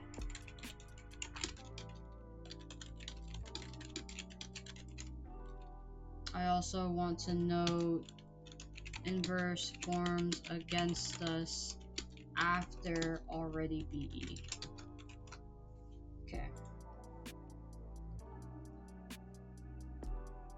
By the time we hit 953, JD hit 4 BE with nicely in profits for at least 3 of them, but he didn't give up. Yeah, I mean, that's the beauty of the way JD trades. He can BE so many fucking times, it's insanity. Oh shit, I just remembered. Wait, hold on a second. Yeah, it's 1027. Okay, never mind. I already went through that with myself, I guess. 10 Q4. I was gonna say we shouldn't be in that trade because it's in Q1, but it is in Q4.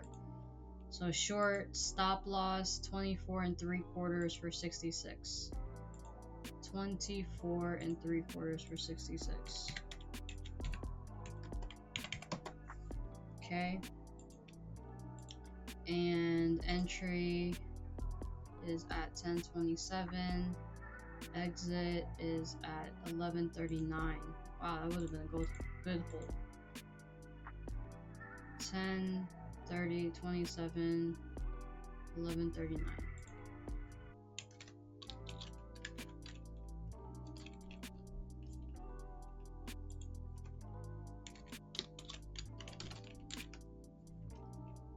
Okay. That is 1 hour and 12 minutes.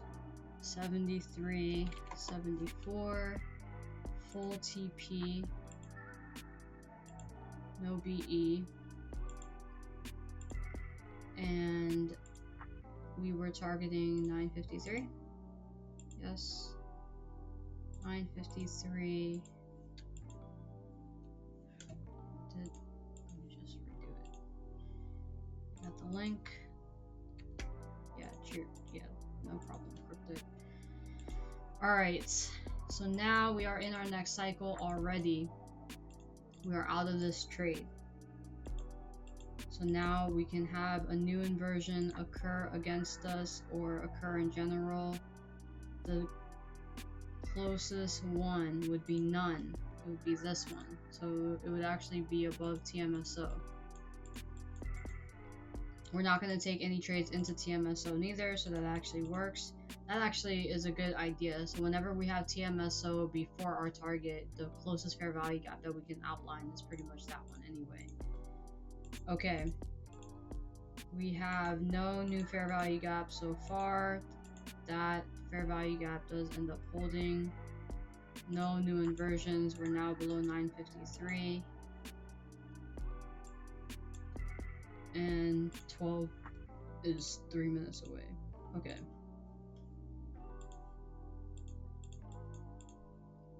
Alright, that's the end of Friday.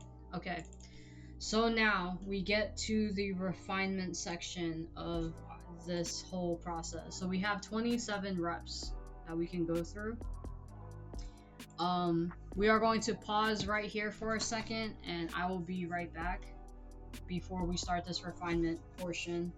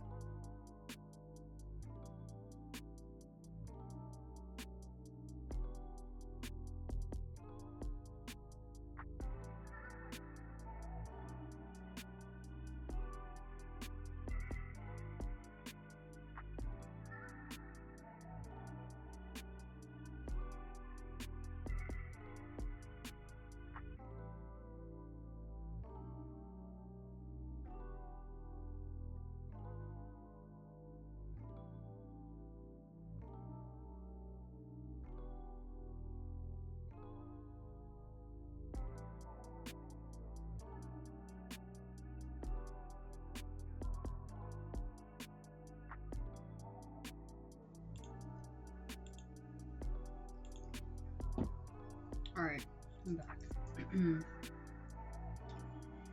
Okay, so this is what I'm gonna do. I'm going to open every single rep. 1, 2,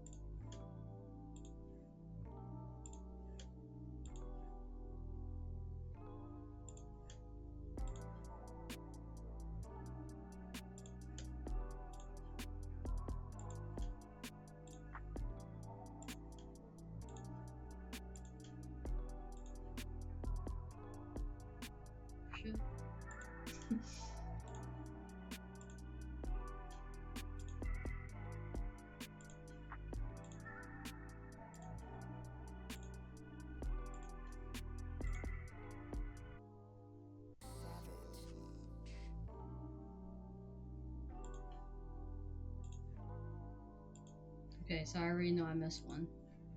Okay, so I'm gonna start from the beginning here.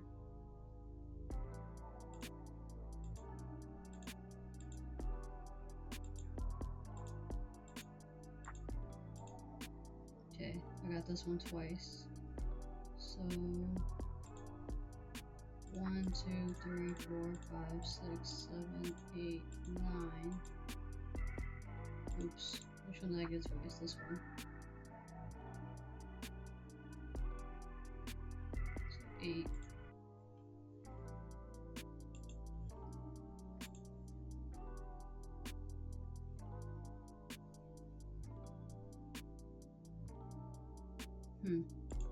Pretty sure I clicked on this one. Okay, hold on. Sorry guys. I need to let me go through the losses actually before I go through every single chart.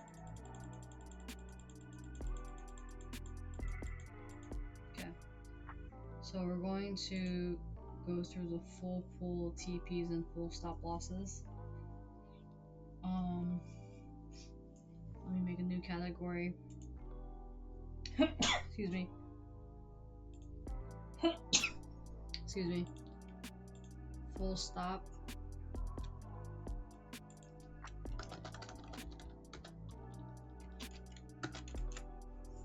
And we're going to group by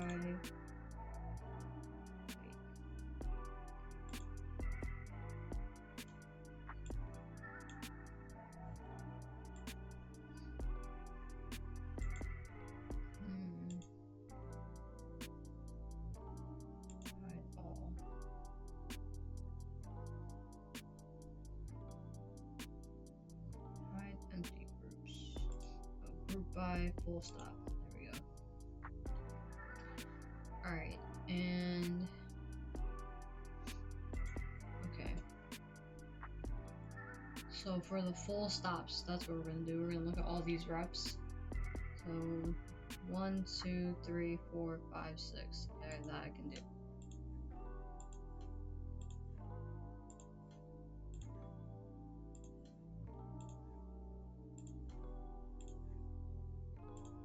Okay, and then I'm going to also look at their notes really quick to see if there's a common denominator. TDO was before daily open target. A lot of inversions. I think that is one, that's definitely a rule, is that if we have a lot of invalidations and validations before our entry, we should probably just skip that.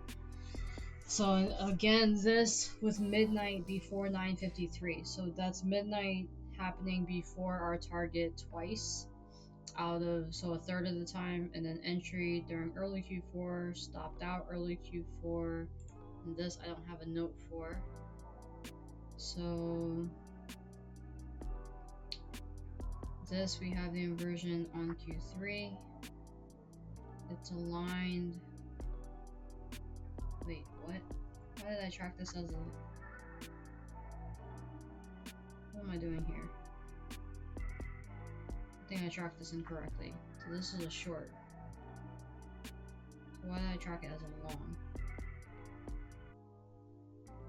I'm taking the long from here. I'm assuming this. I don't have the date.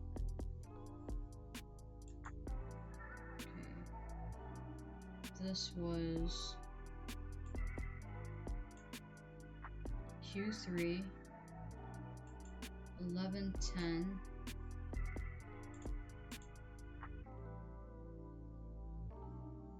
which was here,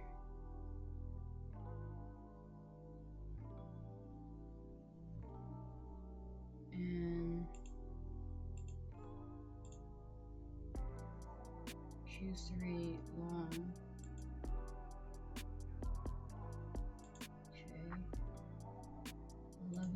15 I'm saying is the entry.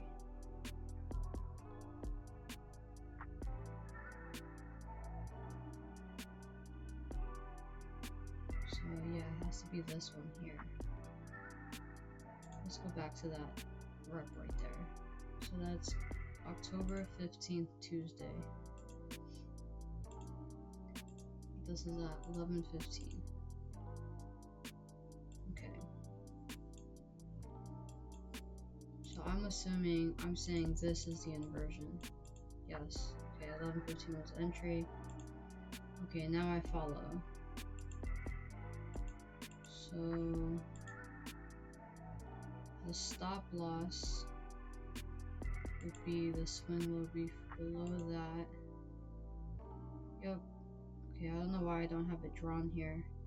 Okay, I see, and we stop out here because we have the inversion against us. Okay, let me document that. So see how this is a good example. We're using that inversion against us when we're basically BE, or when we're in drawdown, as opposed to like if we've already taken partials off the table and we're BE. So this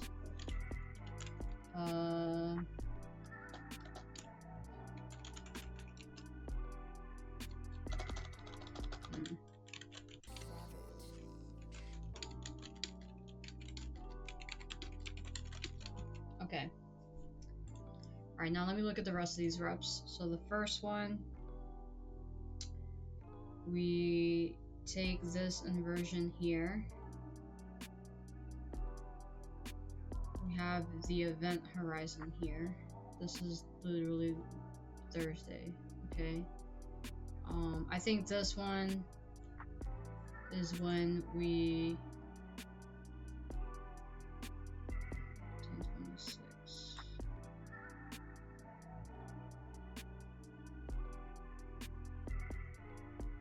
Just short.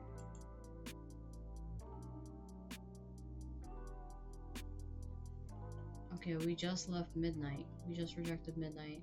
Okay. So I think here a good rule would be like not to short with midnight like 5 points away. Excuse me. So maybe not midnight before target, but midnight is literally next to our entry. Okay, so let me, TDO was before daily open target and only 5 points away. We also rejected midnight several times before that. Plus it was also coupled with this event horizon. I'm not going to include that. We did 3 drives lower before that inversion. Okay. I'm just gonna leave it. I'm gonna simplify it to TDO being only 5 points away. Alright, so now in this next rep here, this is when we basically have that inversion. We have multiple inversions occurring before this. I think like, what is this? This is Friday, I assume. No, this is Wednesday. Let's see how many reps we have on Wednesday. So on the full log, on Wednesday we only have 3 attempts. Okay, not bad. I'm not gonna not do anything with that. I think, structurally, right, I can see a reason to not take this trade. We've traded down already. We've taken out a low, traded back above that low. We have fair value above here. So even though we're just inversing it, we're not closing below these lows. We're just wicking them, right? So that's clear, like you're just clearly taking liquidity here. Yeah, I don't know. I don't have anything solid here to note as to why we can't take this trade. But this to me is an obvious low forming, but there's no real mechanical way to say not to take this trade. Next rep here.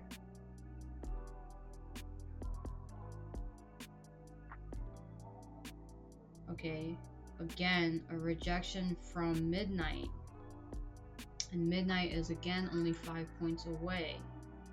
Okay, now we're getting somewhere. So again, midnight is about 5 points away. That is what rep? Not that rep. This rep. Right? Yep. This rep. So the third one. Midnight was before 9:53 and only 5 points away from entry. Alright, next rep here. So again, we reject midnight. Well, it goes into retest midnight here. But we're above the weekly open. We're taking this. I don't think there's a mechanical way. I mean, I know for sure that this is inducement. But again, mechanically, I can't say not to take that, right? This is going to be an obvious retest of midnight. I would also look for it to be retesting 10 a.m.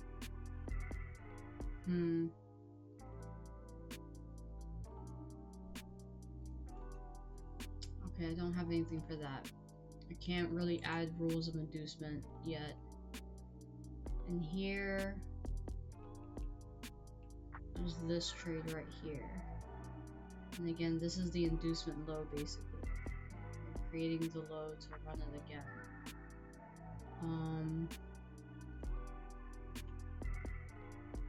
We take this inverse as the entry.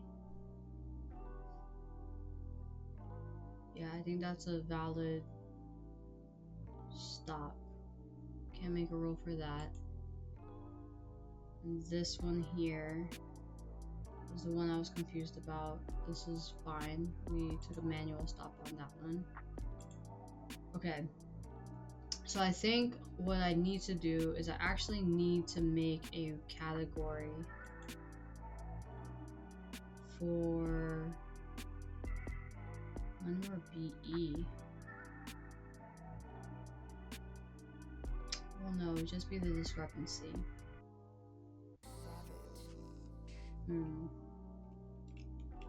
I need to think about that. I need to consider, because we're tracking when our runners go BE, meaning we've already taken a partial.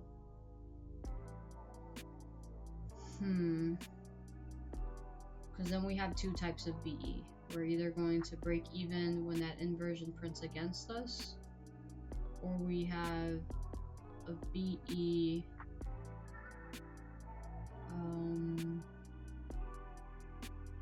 no, it's really just when that inversion prints against us. I'm gonna have to mull that over. I'm undecided on that one. Alright, so now as for this refinement, I do think a recurring phenomenon seems to be no trade if TMSO. So it's not closer than target, but no trade if midnight is right in front of the target, right in front of entry basically. So I don't know, less than 10 points.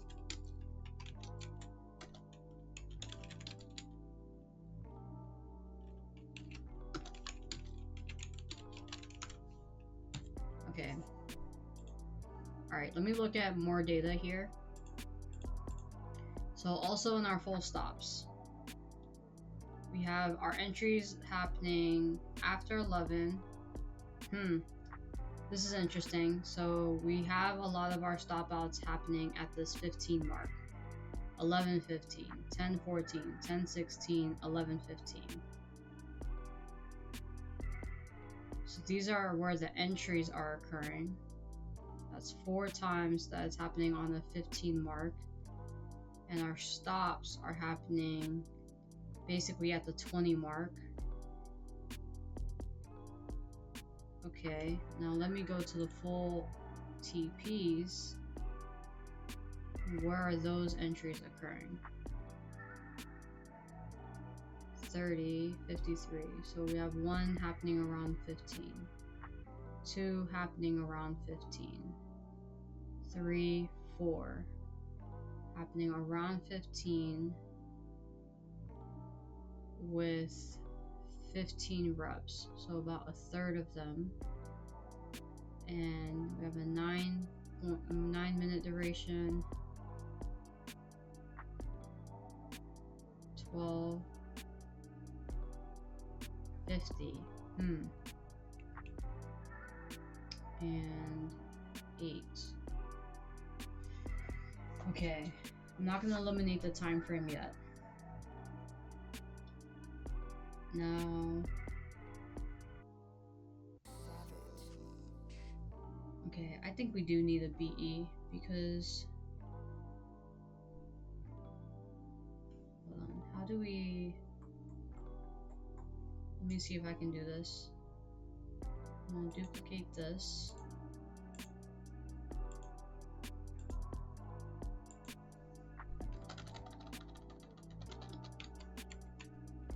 Alright, we're going to group by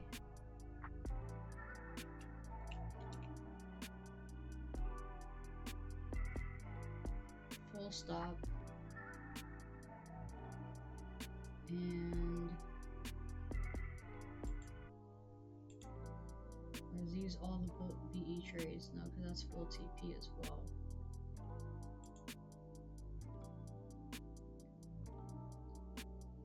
Group by full stop.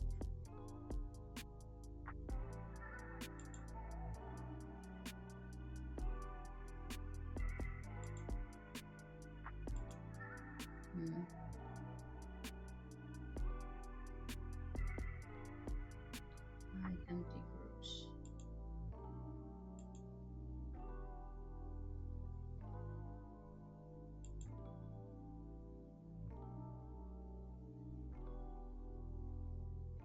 Okay, I do need a BE. Let me do that. Runners BE, sort by alphabetical, no.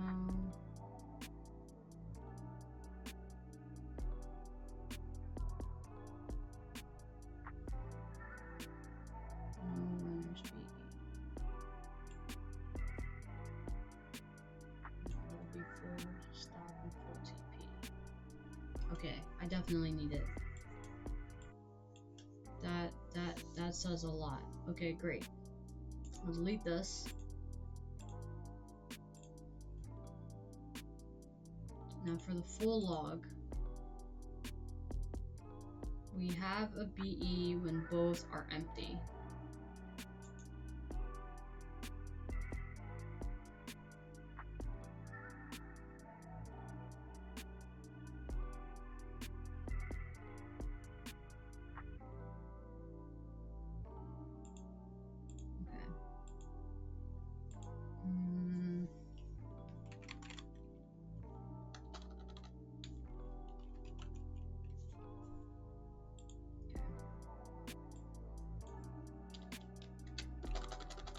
So I'm gonna call this full BE, right? And the reason I'm calling it full BE is that we would have taken no partials on this trade as well.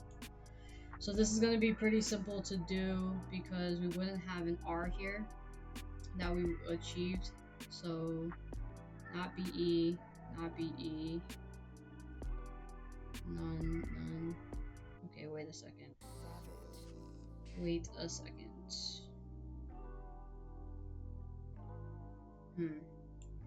So none of those trades technically, none of these have that scenario where we haven't taken the trade off.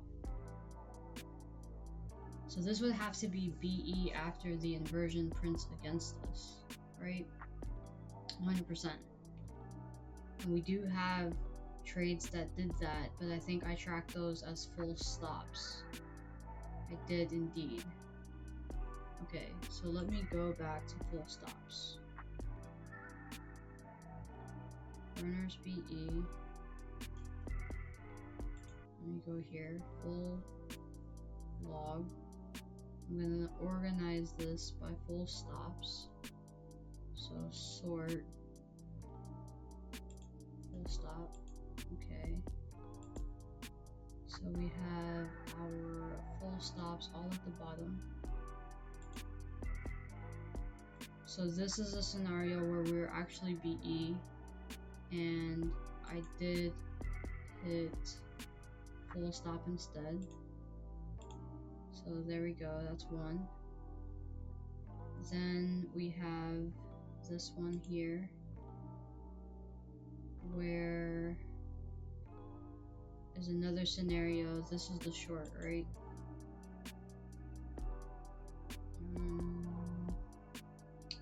Full stop, short, yes. So this is the stop. Let me close all the charts really quick so I don't confuse myself. Okay, yeah, so this is the stop. This is early Q4. And we BE. Why did we BE here?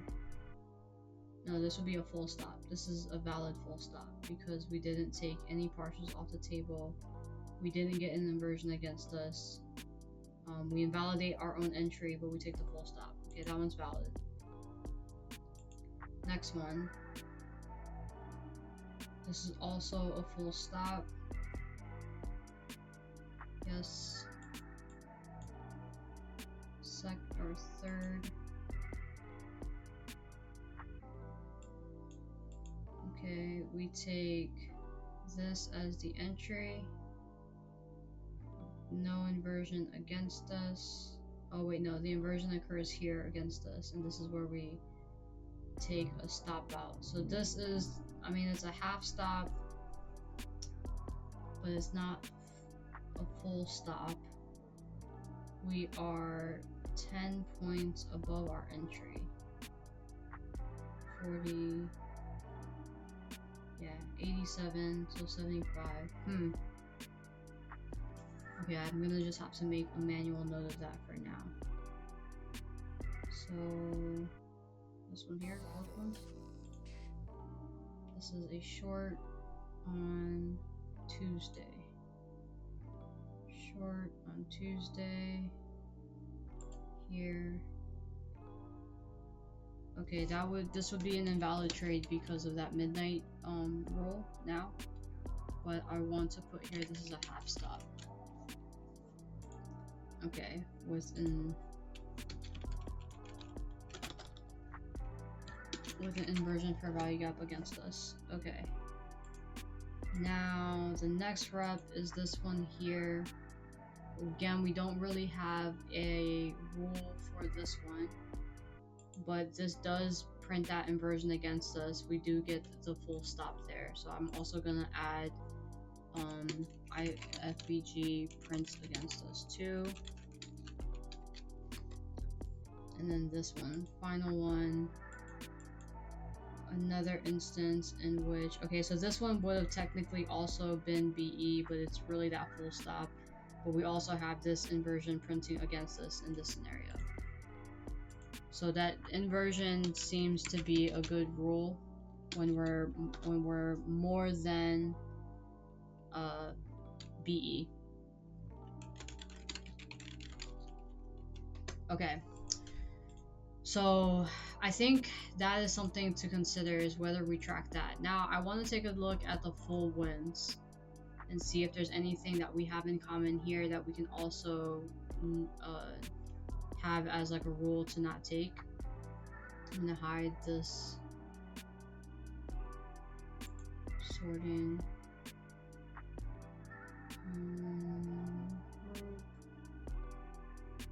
Sort.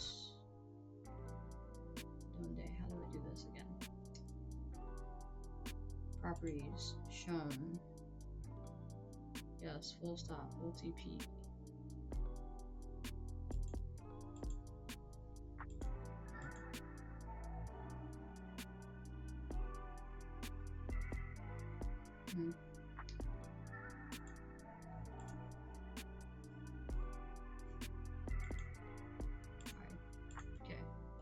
TP, full stop. I'm gonna hide this group too. Alright, and then we only have one BE trade so far, actually. Like, actually BE without any runners being taken off the table. Without any partials being taken off the table, I mean. Okay. Let me go. Maybe actually we should take a look at these trades and see what these have in common. Let me go to these first. So for full profits, seems to be no common denominator with entry times. This seems to be pretty widespread. I want to take a look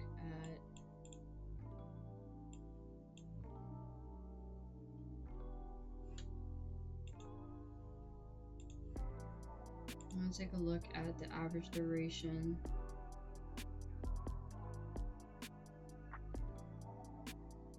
Okay, so the average trade is about 18 minutes long.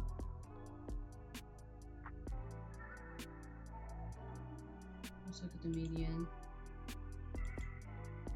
With 12 minutes being the median, the range being 71. Okay, that's a pretty big range. Alright, I'll leave it at average. So we have 953 being the target 5 times out of 15 reps, so that's about a third. And we have 4 times for midnight. Weekly open also seems to be a decent target. New York open and okay, so New York open and the 90-minute cycle highs and lows seems to be the least important. TMSO also is the least important target. So TDO, so midnight and 953 seems to be the best target. Now when 953 is the target, these entries are all occurring 10, 11:59.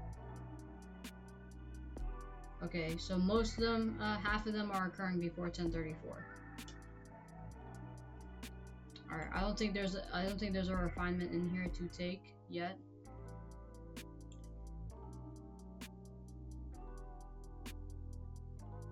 Half of the entries don't have a root candle association. For the full stops, most of them don't have a root candle association for confluence. The targets here: daily open, midnight open, daily open, and 2 953s. So daily open and midnight open may not be a target to use, but for the full pulls, the weekly open is obviously a target. This is interesting. This is very, very interesting. But that 6 p.m. target is no-go, basically, from here, just so far. I'm going to make note of that for future reps to see if that still holds.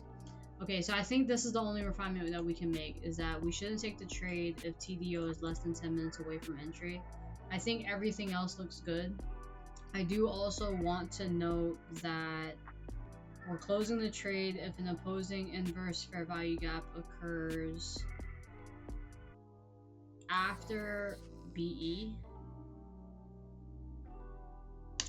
Yes, sorry, hold on. I think I have to go through the winning trades too in this instance, actually. Okay. This is gonna be a bit harder. That's a full TP. 2. This is a full TP, literally 3. 4.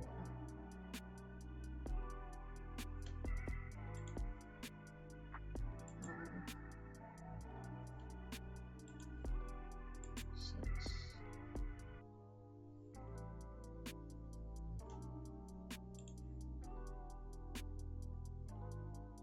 7. 8.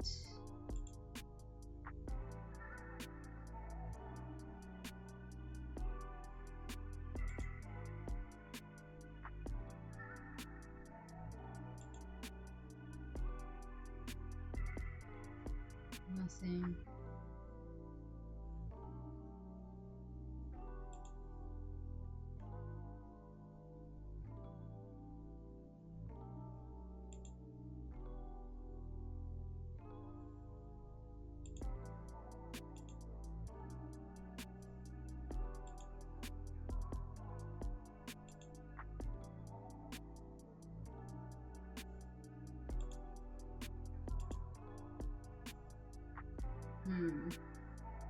Okay, so see here, this inversion here occurs, but we've already taken profits off the table.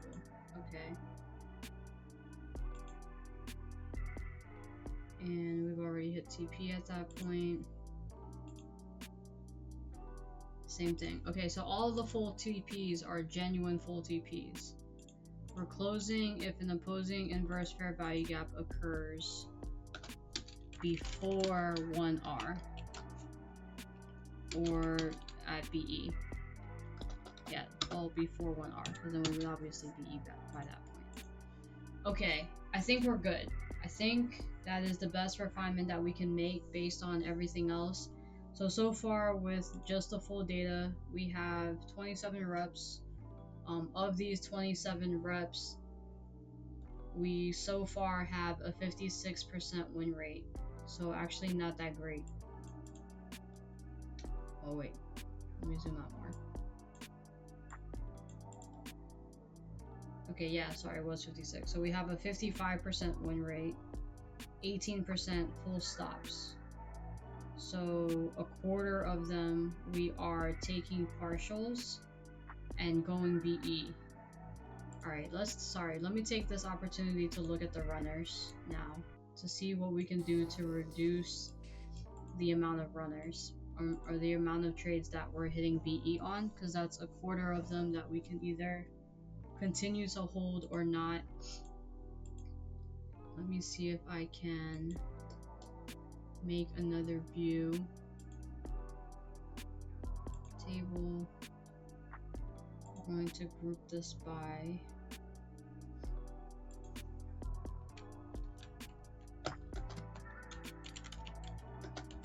I'm going to call this partials. We'll group it with runners. Alright, and show all. So no runners that would have hit full stop or TP. We can hide this. So none hit 2R. They're all hitting 1R, then they're BE. Okay, let's look at the notes first. Rejecting 10 AM. Inverse fair value gap after previous date low. Fair value gap inverse is the 950 fair value gap. Root candle, previous TMSO, and walk as target. No time-based target below us. So basically that was going to be 1R. 1R hit before 1034. Entry times. Macro, macro, macro, outside of macro, macro, macro. Huh. Okay. So we're all inside of the 950 to 1010 macro for all of these trades that are hitting 1R before we go BE. That is interesting to me.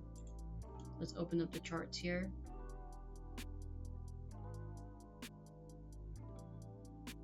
Okay, so see, this is an inversion against us. This is basically BE. Oh, we do hit that. Well, we do hit that 1R target though. Okay, so let me just add that. 10 AM. Okay, I added that. I did have that in the notes. Okay, I'm gonna also add that entry occurs during 950 to 1010 macro.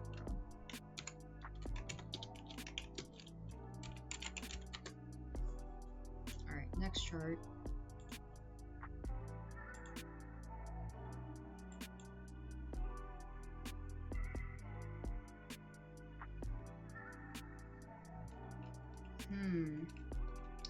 This is really interesting. Okay, we're BE here. 1R. Did take partials. No inversion prints against us. All we really have is just that entry occurs during the macro.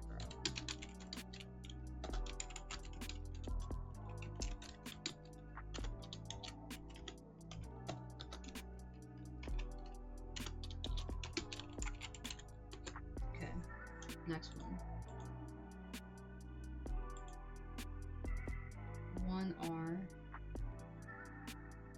Entry is at 9:55.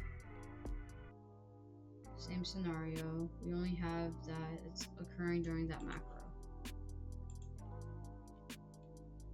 which we already have noted basically, but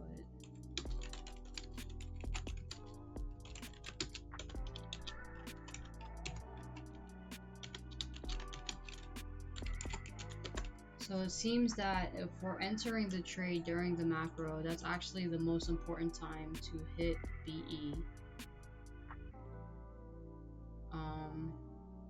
I'm gonna go back and look at the other entries really quick before I make that statement. So 1R, again, the entry is occurring within that macro. Yup. Okay.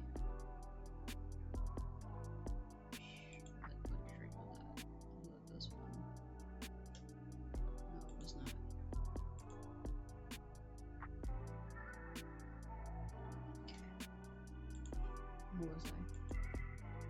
This one. Oh, well this one we hit TP though. Because we had no time-based targets below us. What do I have this as? I have this as a 1R. Okay.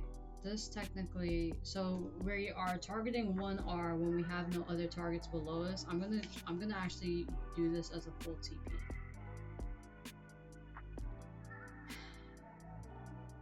Yeah, this should be a full TP. And that should be a rule. Is we're targeting 1R only.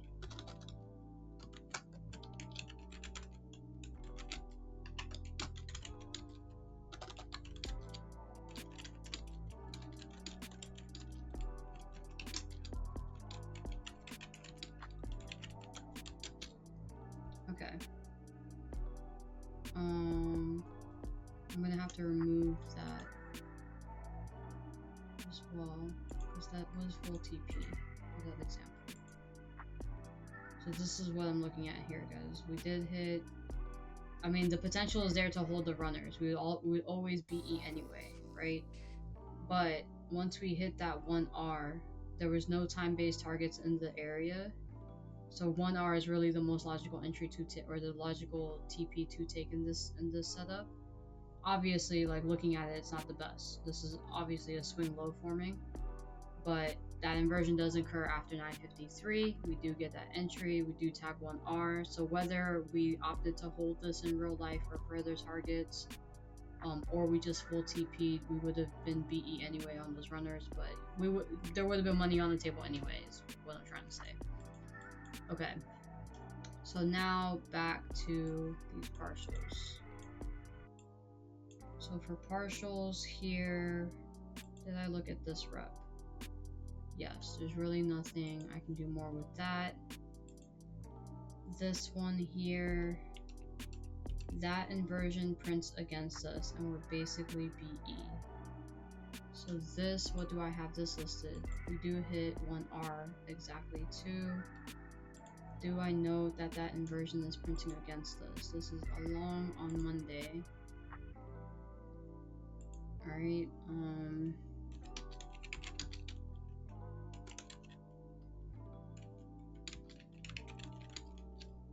and that entry is happening outside of this is the only one where the entry is occurring outside of the 1050 macro. And this one here, this is literally our first rep of the back test. So we hit 1R for BE. This is what actually gave us the idea to BE after 1R. There's no inversion. Okay, there is an inversion printing against us up here actually. These are super tiny, but they are like, you know, happening before this. They do have, they happen after 1R. Okay, never mind. So this actually is a scenario that I do think that it's not ideal to BE after 1R, because this is obviously coming back to retest these. But this is also a scenario where, like, if it's being retested and it trades away again, then you can obviously just re-enter, because you get a new inversion right here. So then you could re-enter. I'd rather be BE to get into another trade rather than hold the trade and then possibly lose all of the profits. So I guess with this one, nothing really going down here. We do enter within that macro again. So 1R seems to be super logical with that entry happening during the macro.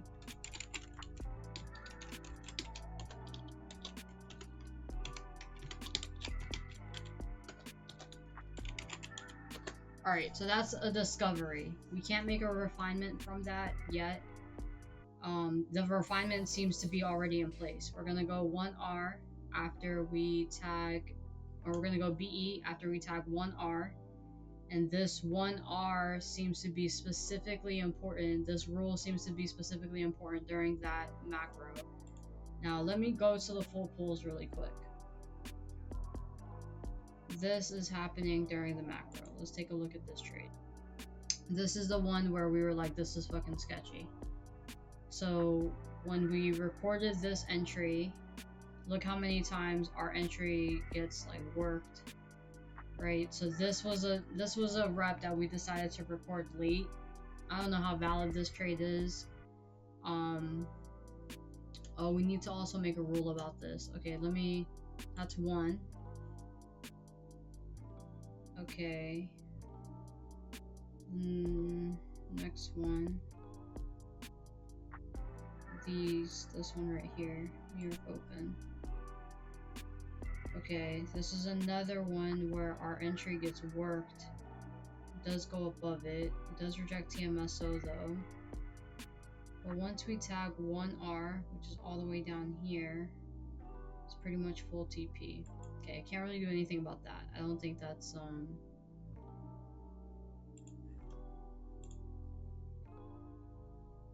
okay. That pretty much is in line with every other trade.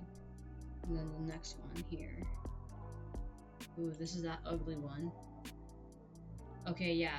So that 1R rule is particularly, all we discovered is that it's particularly necessary during the macro, during the 950 to 1010 macro.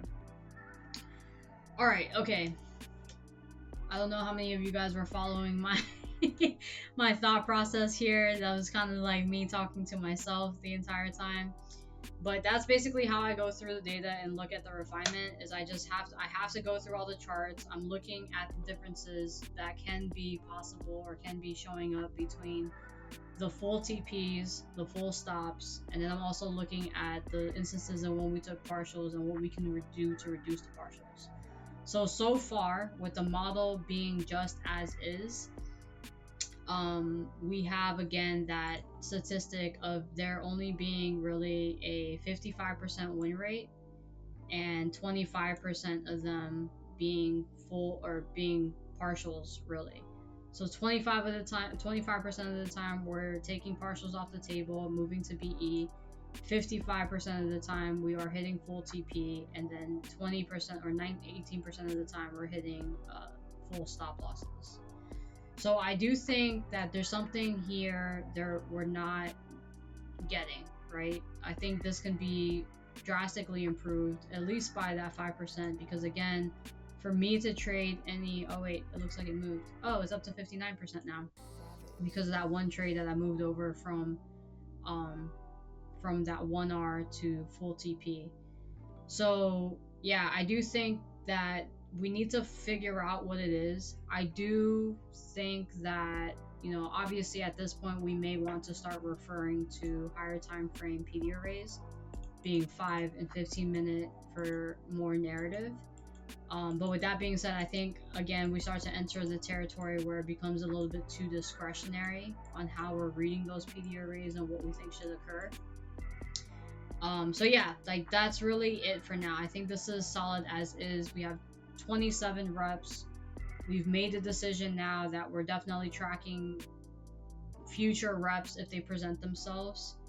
And we've also made the discovery that we're taking trades all the way through Q4. We're not cutting that off as of late Q or early Q4. There was one more thing that we kind of discovered in all of this. Let me remove this sort. There was one more thing. What did I notice? Okay, nothing else. Nothing that I can remember. So we're targeting 1 hour only when there are no time-based targets nearby. We're not taking the trade if midnight is about 10 points away, or like basically right in front of our entry. We're not taking a trade if TMSO is closer than our target. We did see a few missed reps because of that. I think everything else is solid.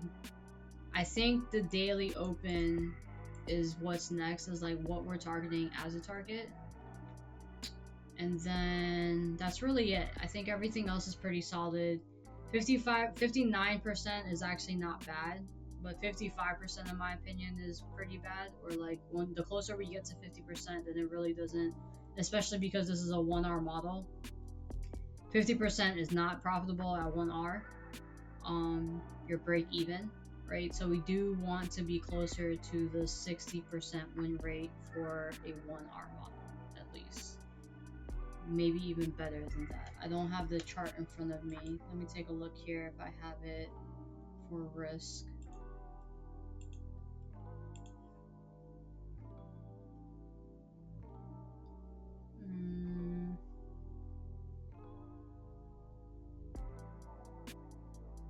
Do I not have it?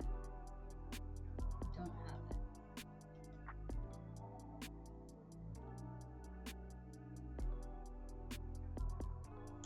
Hold on, I know someone that has it. I have to have it. Let me see, this is 5R, this is 5R, this is 3R. Okay. 1 second, guys. I know T-Trades has to have it.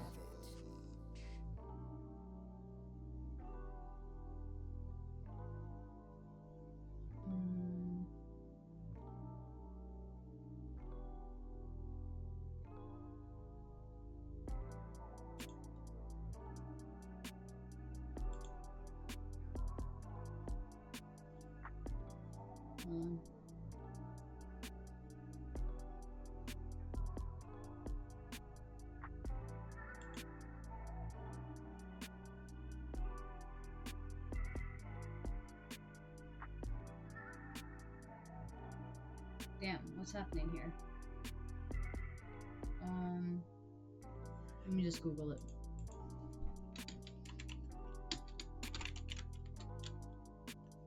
No, not that. There we go. Something like this. Okay. So 1R, yeah, we need at least a 60% win rate on this model. Now with that being said, okay, we do need to track R then. Because there are a lot of trades that go over 1R. But yeah, okay, I'm gonna need to go through this and track R. But a lot of these trades obviously do go over 1R, but they don't necessarily go over 2R that often. I think we had 3 trades that went to 2R before it hit our entry. And then there's some that obviously hit like, you know, well over that. But before a 1R model, we're aiming for at least a 60% win rate. We do have that technically if we're counting these trades that we're also taking partials, right? So let me see. 5 out of 27 reps. So about 20% of the reps are, of the BE reps at least, we're taking profit off the table. So technically our win rate is above that. let me calculate this as well. Percent checked. So for BE, only 3% of trades are truly BE. Everything else, we're taking some profit off the table before BE. Okay, guys, sorry. I'm like full on ranting now. Like I'm deep into my thought process here. Any questions about anything that we've gone over? Any questions about the reps or the model? Anything like that? I think we're good to go here. I'm like in my own world.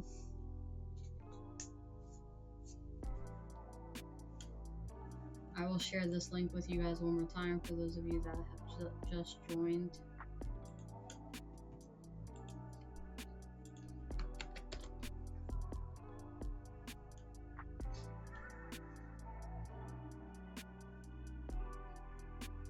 Alright guys, I'm gonna head out then. Thanks for tuning in on a Saturday night. We've been on for 4.5 hours now. This was actually very insightful for me personally. I haven't been into a backtest in a while, so this was pretty good.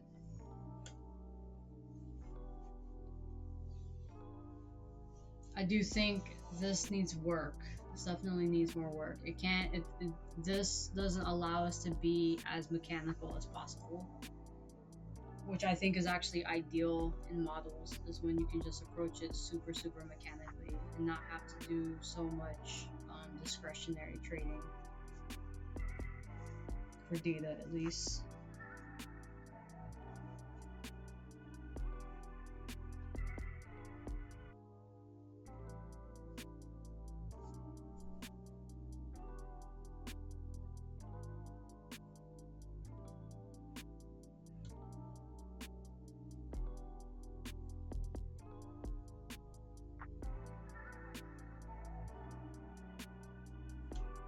Thanks, Cozy. I appreciate it. Have a good one. See you guys next weekend.